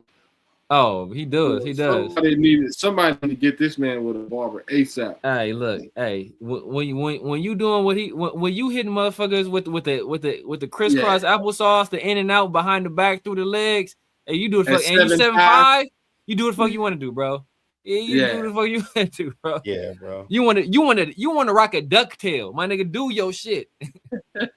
Yeah, man. That man different, bro. I had he's somebody with a hezzy and Azar, bro. He hit it with a hezzy and the in and out and then the spin. I was like, bro, it's a wrap, bro. And then hit him with a step back and then hit him with the pull back, step back 3. I was bro, the league is done. The league is they clap this shit up, bro. It's a wrap.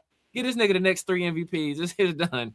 It's done. Another one just gotta stay healthy, bro. Stay healthy. But see, he takes care of his body though. That's the thing. You people about him is like, you see, he go through his pre-game, his regimen. He does yoga, does all the stretching, does all the he does all that shit because he understands like, yo, bro, I gotta stay healthy because usually players you see, fucking George Muresan and Yao Ming and Manute Bo, all these motherfuckers, they stay getting hurt because of all the stress on the bike. Because even though he's super tall and skinny, he's still damn near 300 pounds. So you like that much weight on that small of a frame, it's like, it's still gonna do damage. So gotta travel further and all that shit. Yeah.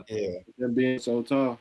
Yeah, man. So we're gonna get into the head coaching search right now. We're gonna talk about obviously around the league too, because there's been some recent transactions, some crazy ones that went down recently, bro. Some crazy ones. What the fuck is this Todd Monken fucking picture, bro? They got.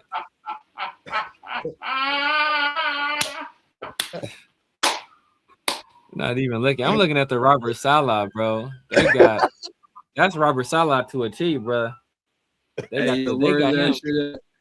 They got Robert Saleh. They got Robert Saleh in his prime. In his prime, it's crazy.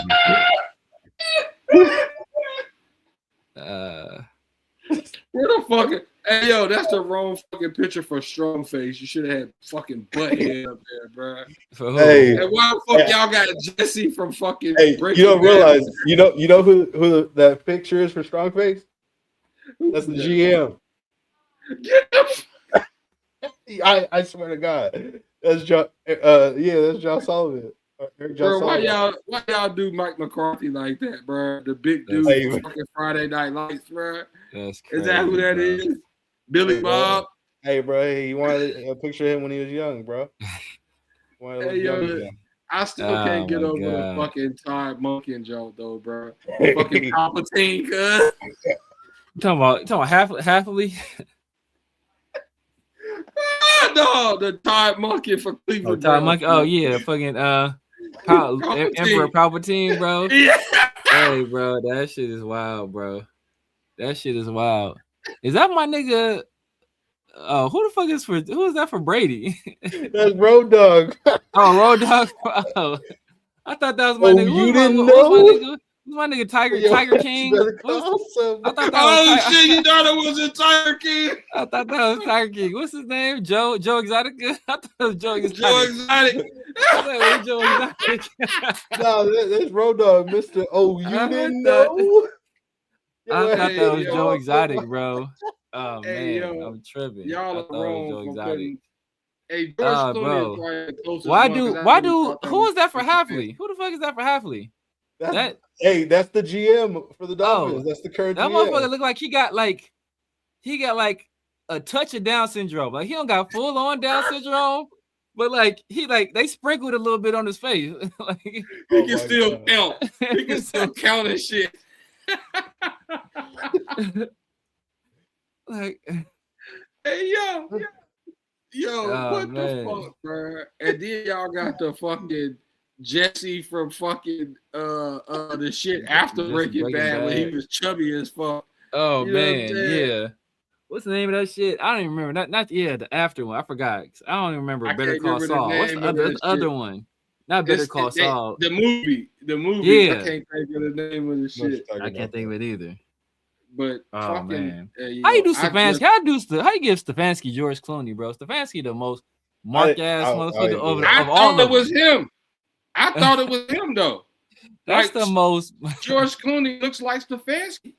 Yeah, you should have gave Stefanski. I just looked at it, and you got a LinkedIn. You got LinkedIn for the fucking Cardinals. LinkedIn for the Cardinals. Fucking crazy. I'm gonna sign up for that coaching job. Hey, you might get it, bro. You might fuck around and get it. Man, you might as well just give us the put the hotel chair that's in the middle, that's in the corner at all the hotel rooms. Put that for our head coach. That's what Kubiak is. If you know, you know. Yeah.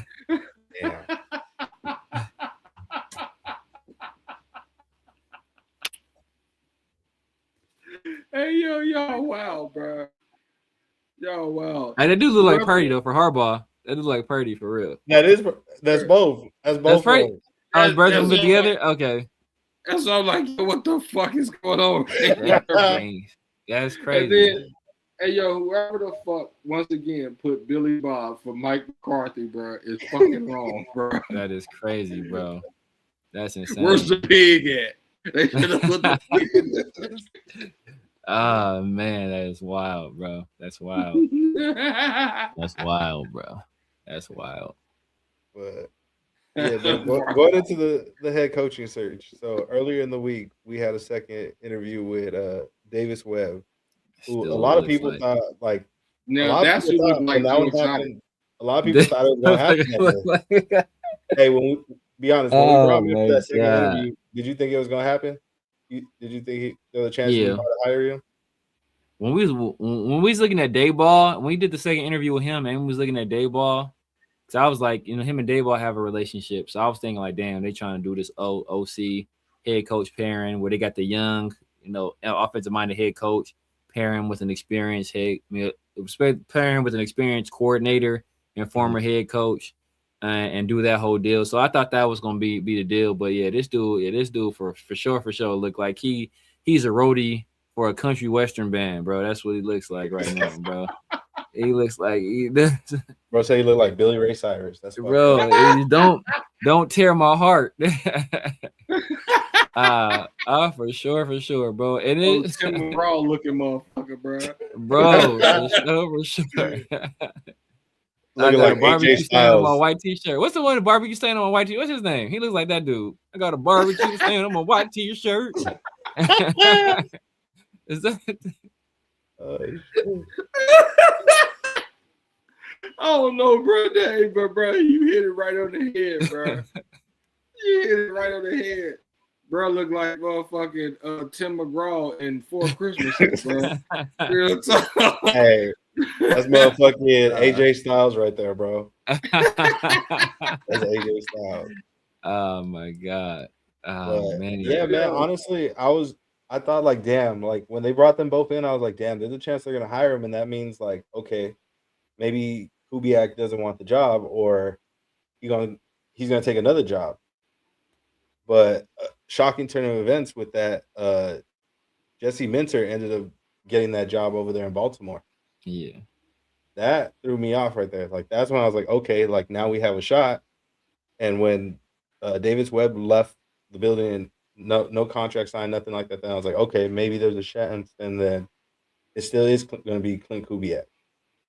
Do you guys feel we still got a real shot at getting Clint Kubiak as our head coach? I think with both of them, bro, Kubiak and Webb, I think it's a real shot that they stay with the teams they're at. Yeah. That's how I feel personally, bro. I really think we could get the shorty end of the stick on this shit, bro. And they stay where they're at. And Sean Payton's like, shit, come be my OC, because he just fired his OC. You know what I'm saying? Right. Come be my OC. Kubiak, we won the Super Bowl, bro. Like, you really could get the team that you want if you stay one more year. Like, a whole bunch of bullshit. Bro. And it's just wild when you think about it, because he had people scared, bro. Like, let's be real. If we were paying attention to social media, a lot of these guys were, a lot of our fan base was stressing it that, oh damn, he's gonna back out. He doesn't want to be the coach no more. There's no interview, nothing like that. But just today, it was announced he's going to come back on Saturday for a second interview. So there's hope. There's hope. In my opinion, though, they got to get it done, bro. And the best way to do it, bro, the best way to make sure that shit get locked in, bro. Hey, bro, blank check, dog. Whatever you got to do, let them know. Like, how can we get this done? You got to be confident in them, bro. You got to know he going to come in and do what he supposed to do. Because we done gave out enough big checks to motherfuckers, bro, that we didn't fire. Like, bro, we got to know, like, this is the offseason of, we got a lot of shit that we can look forward to happening good for us. But it's also an offseason where we can fuck it up. And that's the one, if we fuck it up, bro, Mike, seeing that Super Bowl before we pass, bro, is probably not gonna fucking happen. If we fuck this right here up, I love this team. I'm gonna keep rooting for them. I'm gonna watch them every Sunday, Monday, and Thursday. But, bro, we not gonna do shit if we fuck this up.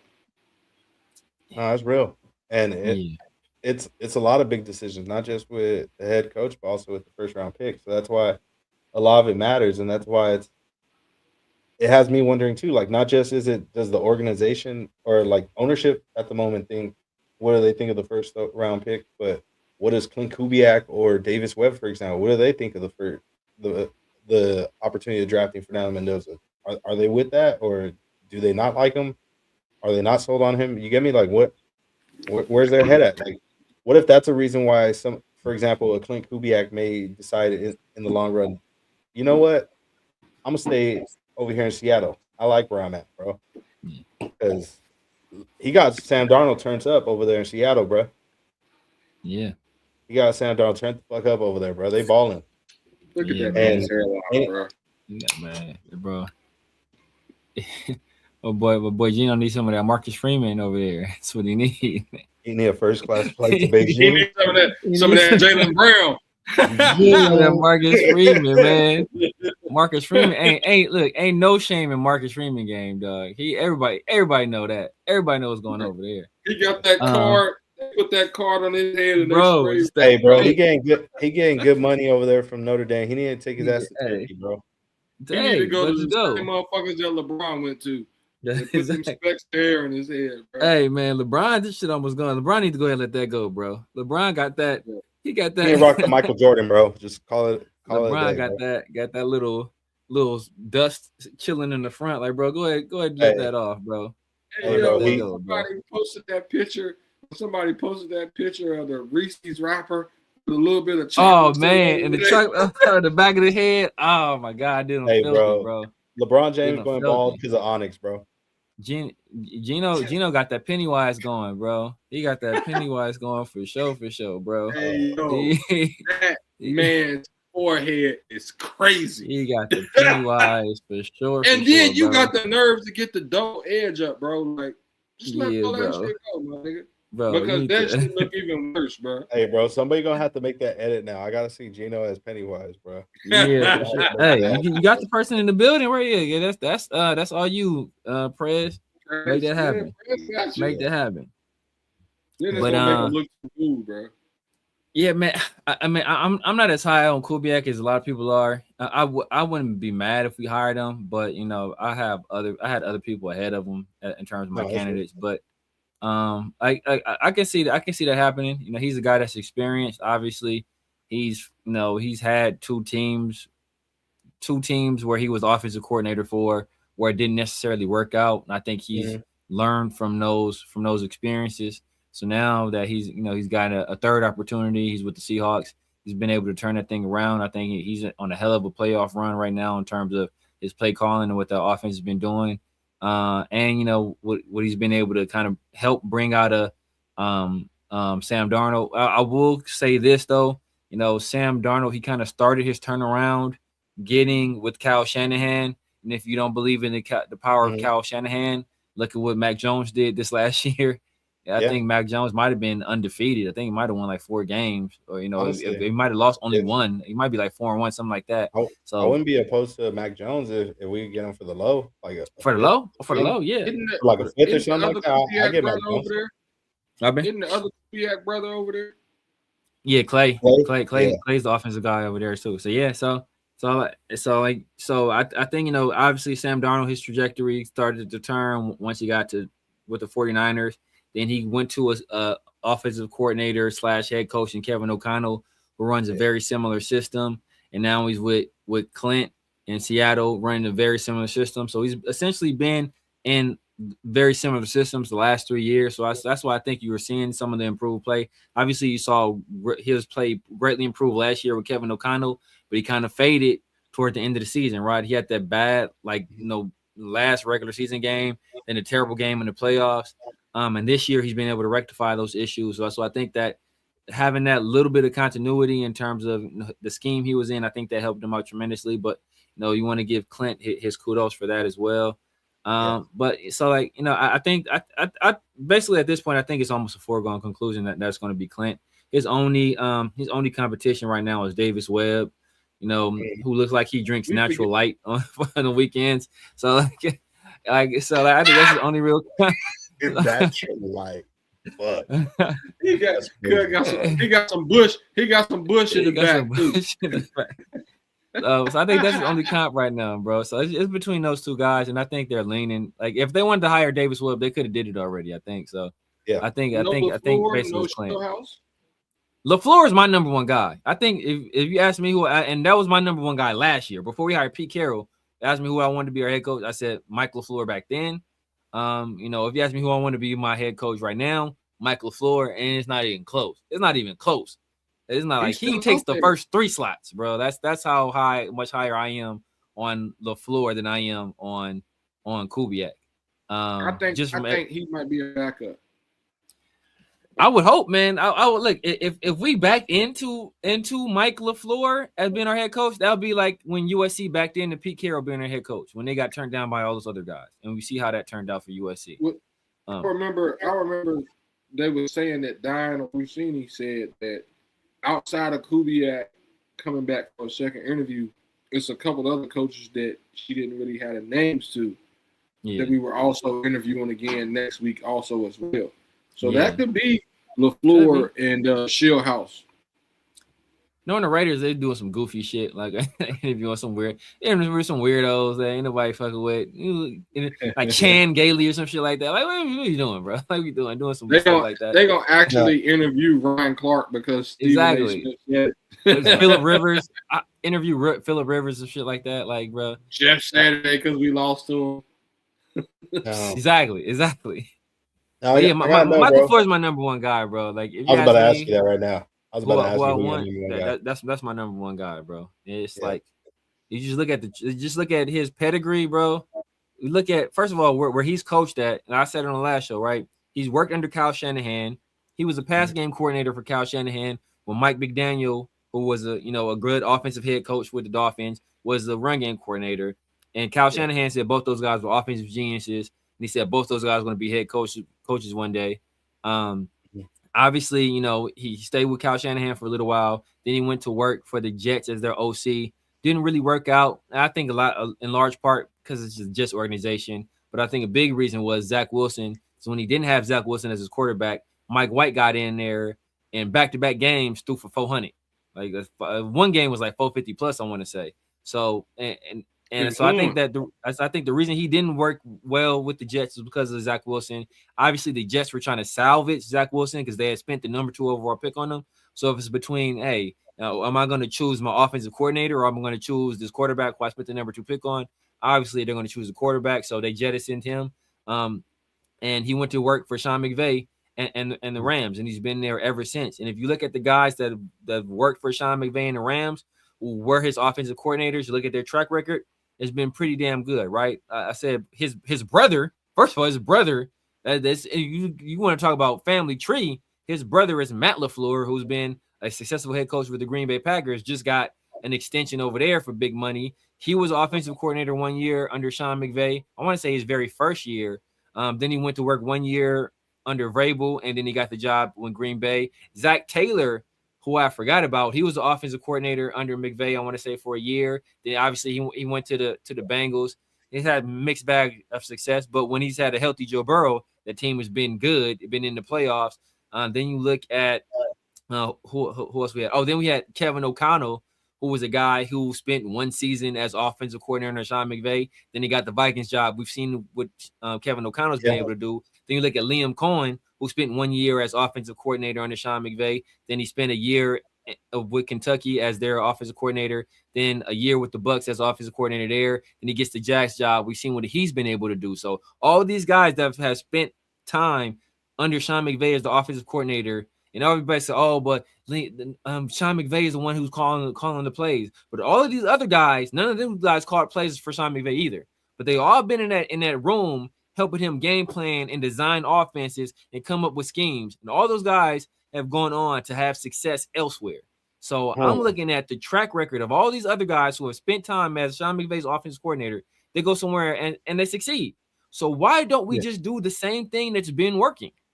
Why are we trying to reinvent the wheel? And that's what we keep on doing. We keep trying to reinvent the wheel. Hey, but I was always told in business and in music, when I used to do music, when I used to design, all this stuff, it's okay to be a copycat as long as you copy the right cat. Why don't we just copy the right cats? And it's these other teams that have been taking Sean McVay's offensive coordinators, hiring them, and having success. Just do that. Yeah. No, you're right. You're right about that, man. And honestly, I definitely would be okay with Michael LaFleur too. That was the guy that I was looking at. I believe he's currently, if I'm not mistaken, they're talking about he may actually be the favorite to go get that Arizona job. Yeah. And it's also being said that besides Kubiak coming through on Saturday to visit us, that he's actually going to see them. I think the day before he's going to be in Arizona to see the Cardinals. No, he what's the name? he was named that interview. He said he didn't want to take that one. He said sure? yeah. He said he didn't want to take that one. Excuse me, but the Raider interview was still on the board. Like motherfuckers don't want to go to Arizona or Cleveland, bro. Oh, okay, I thought he was, because in my head I was like, damn, is he trying to like leverage it? Like, so we can play quick. But see, but what's cool about the Cleveland situation is that Cleveland missed out on all these candidates because part of the reason is, first of all, they was making people do a personality test and write a fucking essay. Like, what the fuck you doing, bro? He's a grown ass man. Nobody trying to write a fucking essay. But second of all is that it came with a stipulation that, okay, we hire you, you have to keep Jim Schwartz on as your defensive coordinator. So a lot of people heard that and was like, I'm good. But then they finally found a head coach that was willing to take the job with Jim Schwartz as defensive coordinator. And Jim Schwartz is like, man, fuck y'all. I don't want the job no more because I wanted to be the head coach. So now they missed on all these candidates because they wanted to keep him as DC. And now they finally got a head coach. And now he don't want to be DC no more. That shit funny. That shit is funny for real, bro. So, now, what are your thoughts? Would you want to bring in a Jim Schwartz? I was going to ask that since he kind of like coordinator? Is defensive coordinator? Yeah. Oh, hell yeah. Oh, hell yeah. Like that kind of was going to go into what I was going to ask y'all both too. Was like, we've been talking about head coaches for the past couple months, but who is going to be their coordinators? Now I see you like the Jim Schwartz, you know what I'm saying? So who's going to be your OC? Because you still got to have one, even though the head coach is going to call the plays most likely. Yeah. Who do y'all want to be? Because now we're getting in the thick of, you might get a head coach, but who the fuck is going to be the coordinators to come with him? Because they were talking about the Davis Webb situation, bro. Who the fuck does he know that I'm going to bring? He going to bring like shit. Hey, yo, come rock with me over at the Raiders. And goddamn, we gonna see what the fuck we can do with this motherfucking team. You know what I'm saying? Webb, I'd say probably with Davis Webb, we're being real. Originally, I was thinking Dable, but since he already took that Tennessee job, I'm gonna say Cliff, bro. Probably Cliff Kingsbury, since he want to go be a head coach somewhere. Yeah, I don't know. Unless he's gonna run it back with Arizona, I don't see where he's gonna get a head coaching job. Yeah, right now he can't. Yeah, there's only 2 jobs. Yes, us and Arizona. That might be the secret motherfucker, though. Be honest with you. Go back to college. To come through over here. Kingsbury. Yeah, that might be the secret motherfucker they interviewing for the head coach job. That is Tom's homeboy, so I wouldn't be shocked. I wouldn't be shocked by that at all. I don't trust him. With drafting a quarterback. I mean, I don't know, bro. I still like Kyler. Like, a lot of people think he's a bad quarterback. I just think maybe it's the fact that he got drafted to Arizona, so that's already kind of depressing. And then the fact that it was always uncertainties. You get me? Constant like change, always going on. Like, you get me? He didn't have consistent protection, consistent weapons. Consistent coaching for that matter. So shit was fucked. Kingsbury don't seem like a consistent person either, though. That's what I'm saying, bro. But the part of the reason I like Mike LaFleur so much is that I think if you hire Mike LaFleur, there's a lot of connections he has to guys that I think off top. I think his defensive coordinator is going to be Raheem Morris. Off top, he's been working with Raheem Morris for years. He's been knowing him for a long time. I think that's off top the guy you can identify as a defensive coordinator for us, right? And then you look at the offensive coordinator, he might fuck around and hire Shoelace, or if they don't want to bring over, it could be Aubrey Pleasant, who was also an assistant coach with the Rams. I think their pass game coordinator, and I think he was with the Lions before that.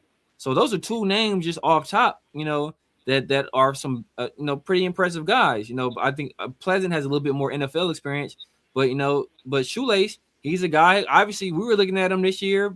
A few other teams brought him in for some head coaching interviews. Like, he's a guy that people were intrigued with, and they think he's an up and comer. So you can bring him in as your offensive coordinator. So I think he's a guy that you already off top. Bam, these are 2 names that you can identify. With Kubiak, I don't know. And that's the thing we got to realize. I know you guys been talking about it over here on Black Team Broadcast, but Bro, the Shrine Bowl was last week. Yeah. Senior Bowl is this week. This draft shit is moving, bro. So you need to get somebody in place ASAP. Because you need to have your head coach identify this is a scheme I'm in. These are the kind of guys I want. This is the archetype I like. I like my corners 6 foot and above. I like my wide receivers, between 5'10" and 6'2". Like I like my, like you need to know these kind of things so you can identify the correct players so you can start putting your draft board together and understand what you're gonna do come April, bro. This shit 2.5 months. Oh shit. Hey, Severe. People want to know who's Shoelace. That's Skill House. I'll be calling him fucking Shoelace though.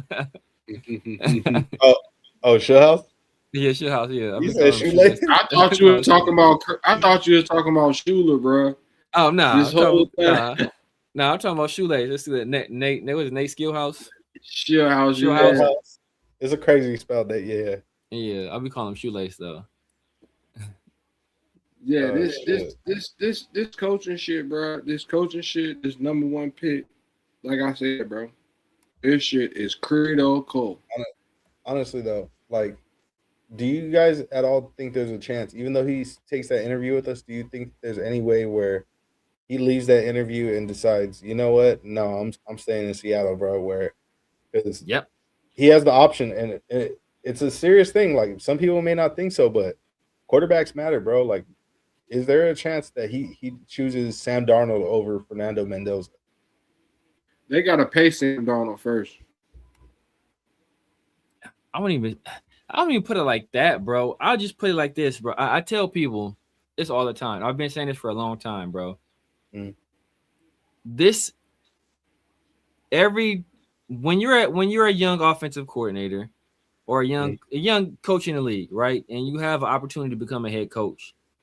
Yeah. Your first stop has to be, you got to take that extremely seriously because there's a chance you may never get another opportunity again. How many guys, Mike McCoy, has Mike McCoy gotten another look as a head coach in the league? No. He was a guy that people, has Mike Marks been a head? Mike Marks, has he been a head coach? I mean, obviously he had success, but like a lot of these times you get one shot. And if you don't get it right, there's a chance you never get another opportunity. And that stench of being, or you will always be questioned by what you did that first job. Like people saying, like a lot of people, you hear people say, "Oh, Saleh is trash. Look at what he did with the Jets." Like that follows you. And that was the narrative around you. No matter what the circumstances were, no matter they'll remove all context and they'll just look at, did you win or did you lose? And if you didn't win, they'll say you're trash.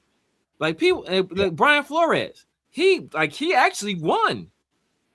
He made chicken salad out of chicken shit with the Miami Dolphins, with an organization that was purposely trying to lose, that encouraged him to lose, that could have got him on some RICO shit because they offered him money to lose on purpose. Like, bro, you try to get this thing caught up with the feds, and he still was able to have some success over there. So and people still look at that and say, "Oh, we don't want him.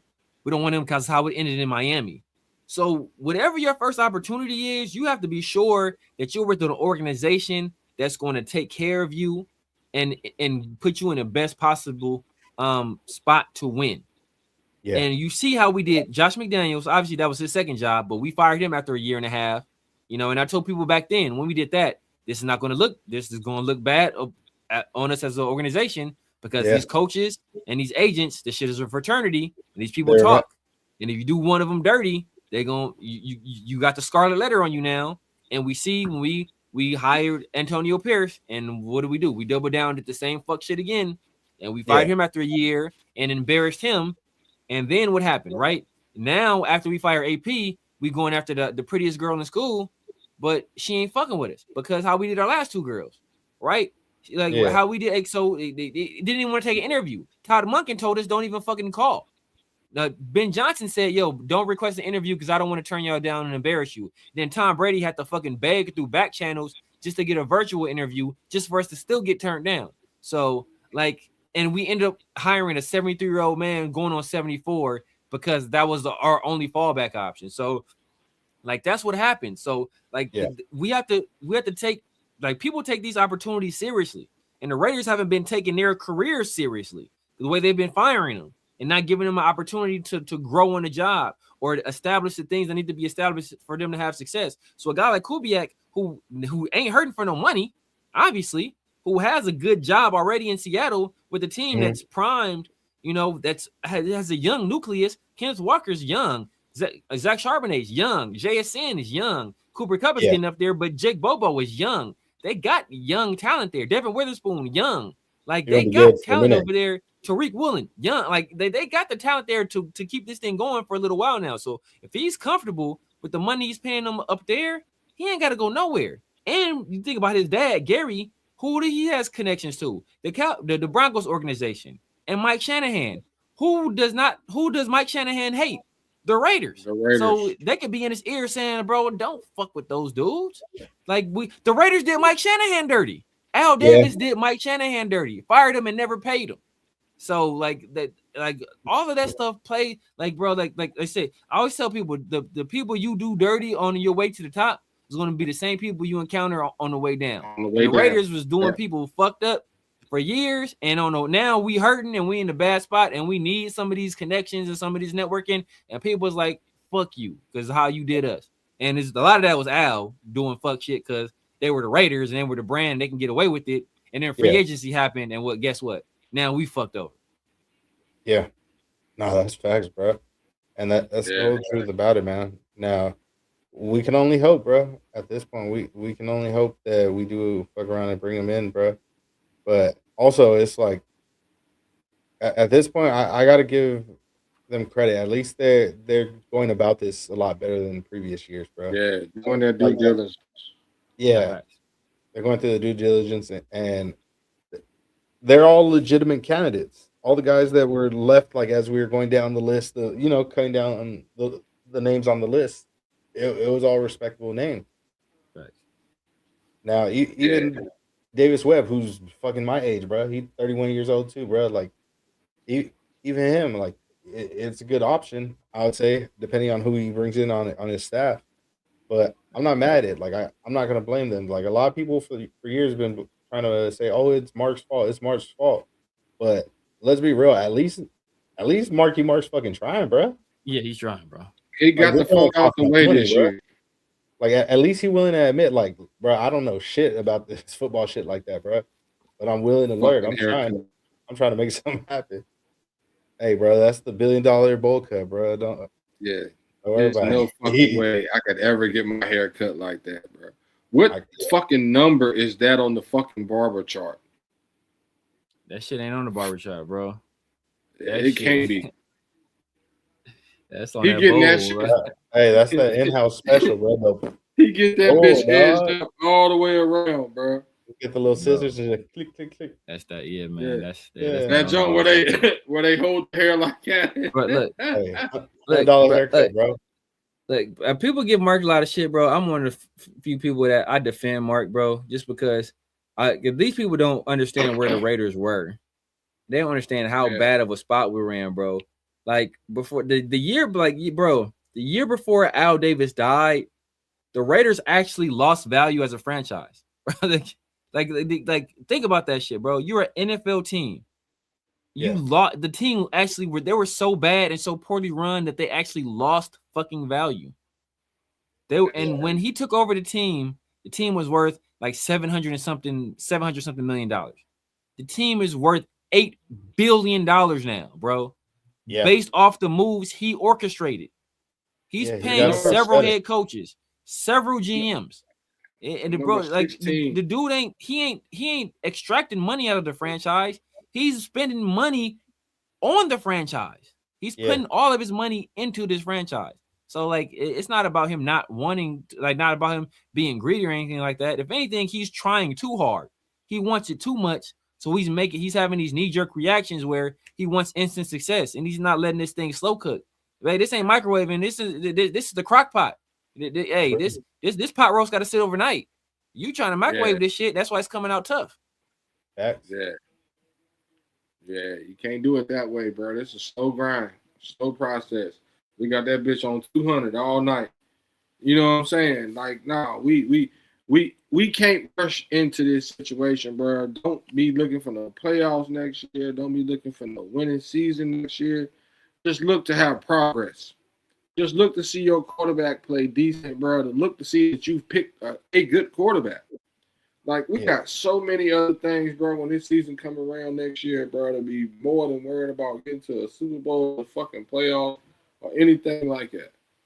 But yeah, in my opinion, bro, I feel like by the end of this weekend, we're gonna find out who our head coach is. We'll find out who our head coach is this weekend, because I feel like it's gonna be one of those two, and hopefully, it's the one that's more likely to possibly develop Fernando Mendoza if that's who we end up drafting. I want LaFleur and Shieldhouse as a package. That would be nice. That would be clean, bro. I'd love that. Because they gonna get Raheem Morris. I'm telling you, they're getting Raheem Morris in that situation. That'd be real nice. Oh, it's gonna be Shoelace, LaFleur, and Raheem Morris, bro. We gonna get the cooking. Shoelace, bro. Oh, Shoelace looking like Timu Obama, bro. Looking like. You say you look like Jordan Peele with. Oh man. Hey yo, if we get Shoelace, bro, I'm swinging them bitches on every show after this, bro. I'm telling Shoelace, you, baby. Yeah, I'll have one black one and one white one because you mixed. One black one, Shoelace.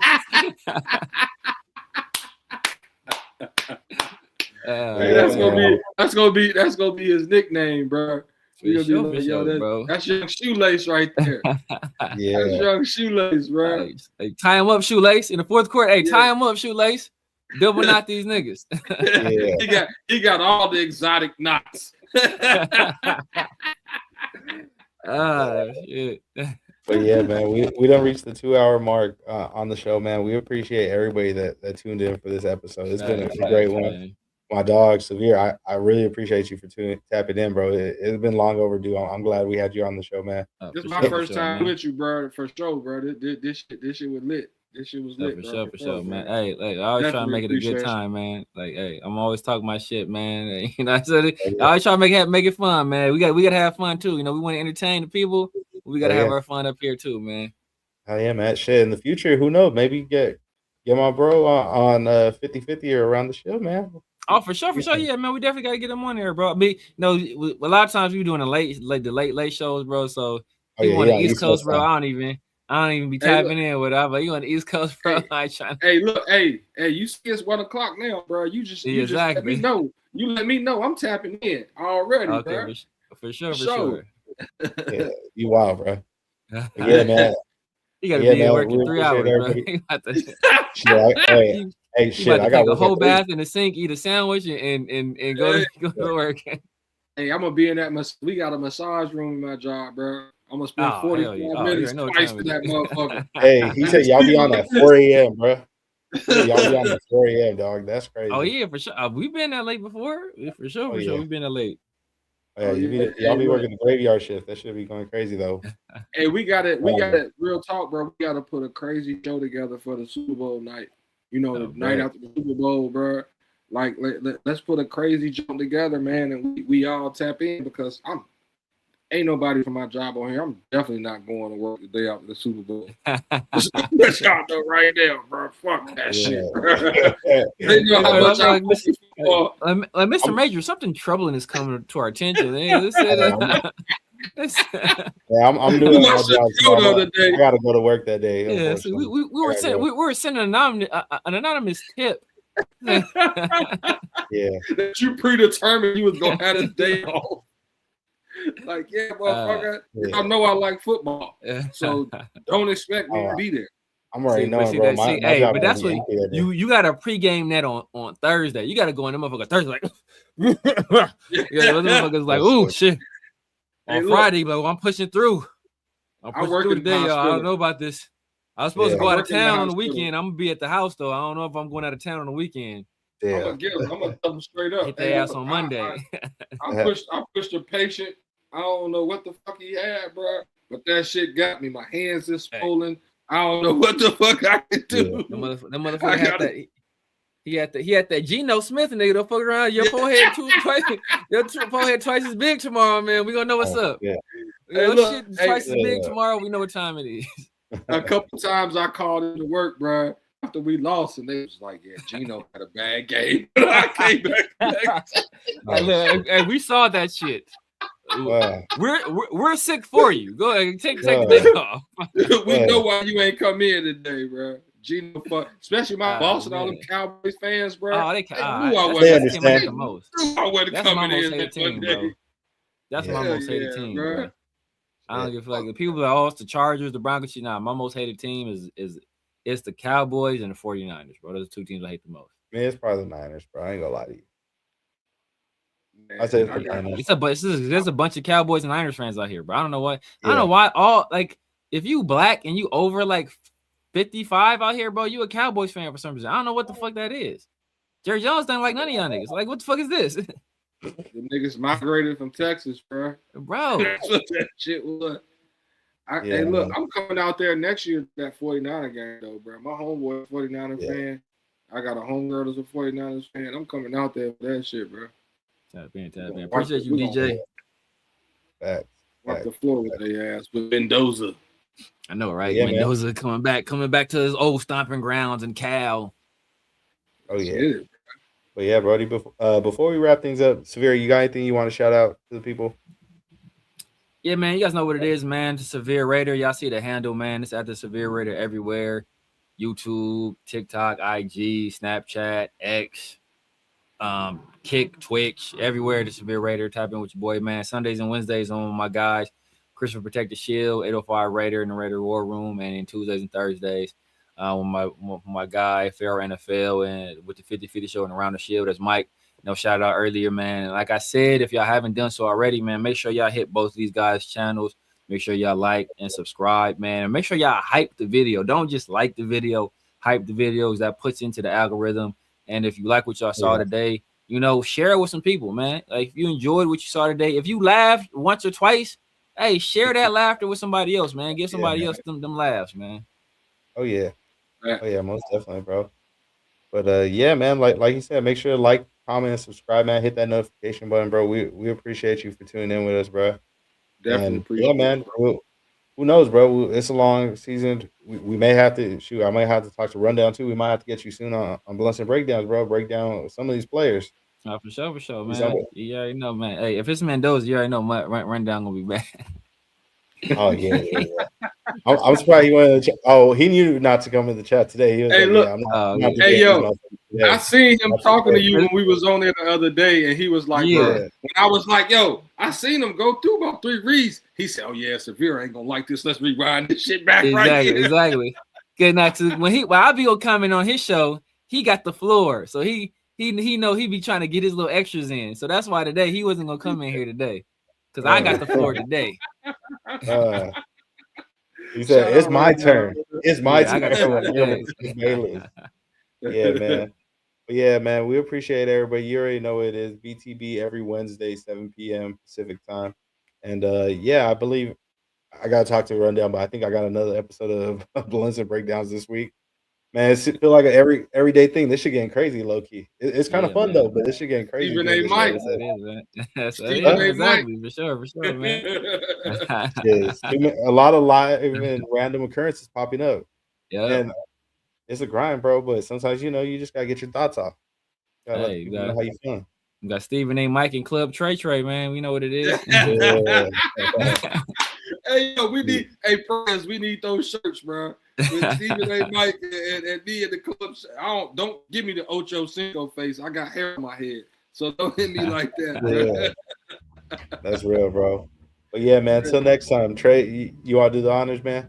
Man, you already know. Y'all know what time it is, bro. It's the Black Team, you bitch.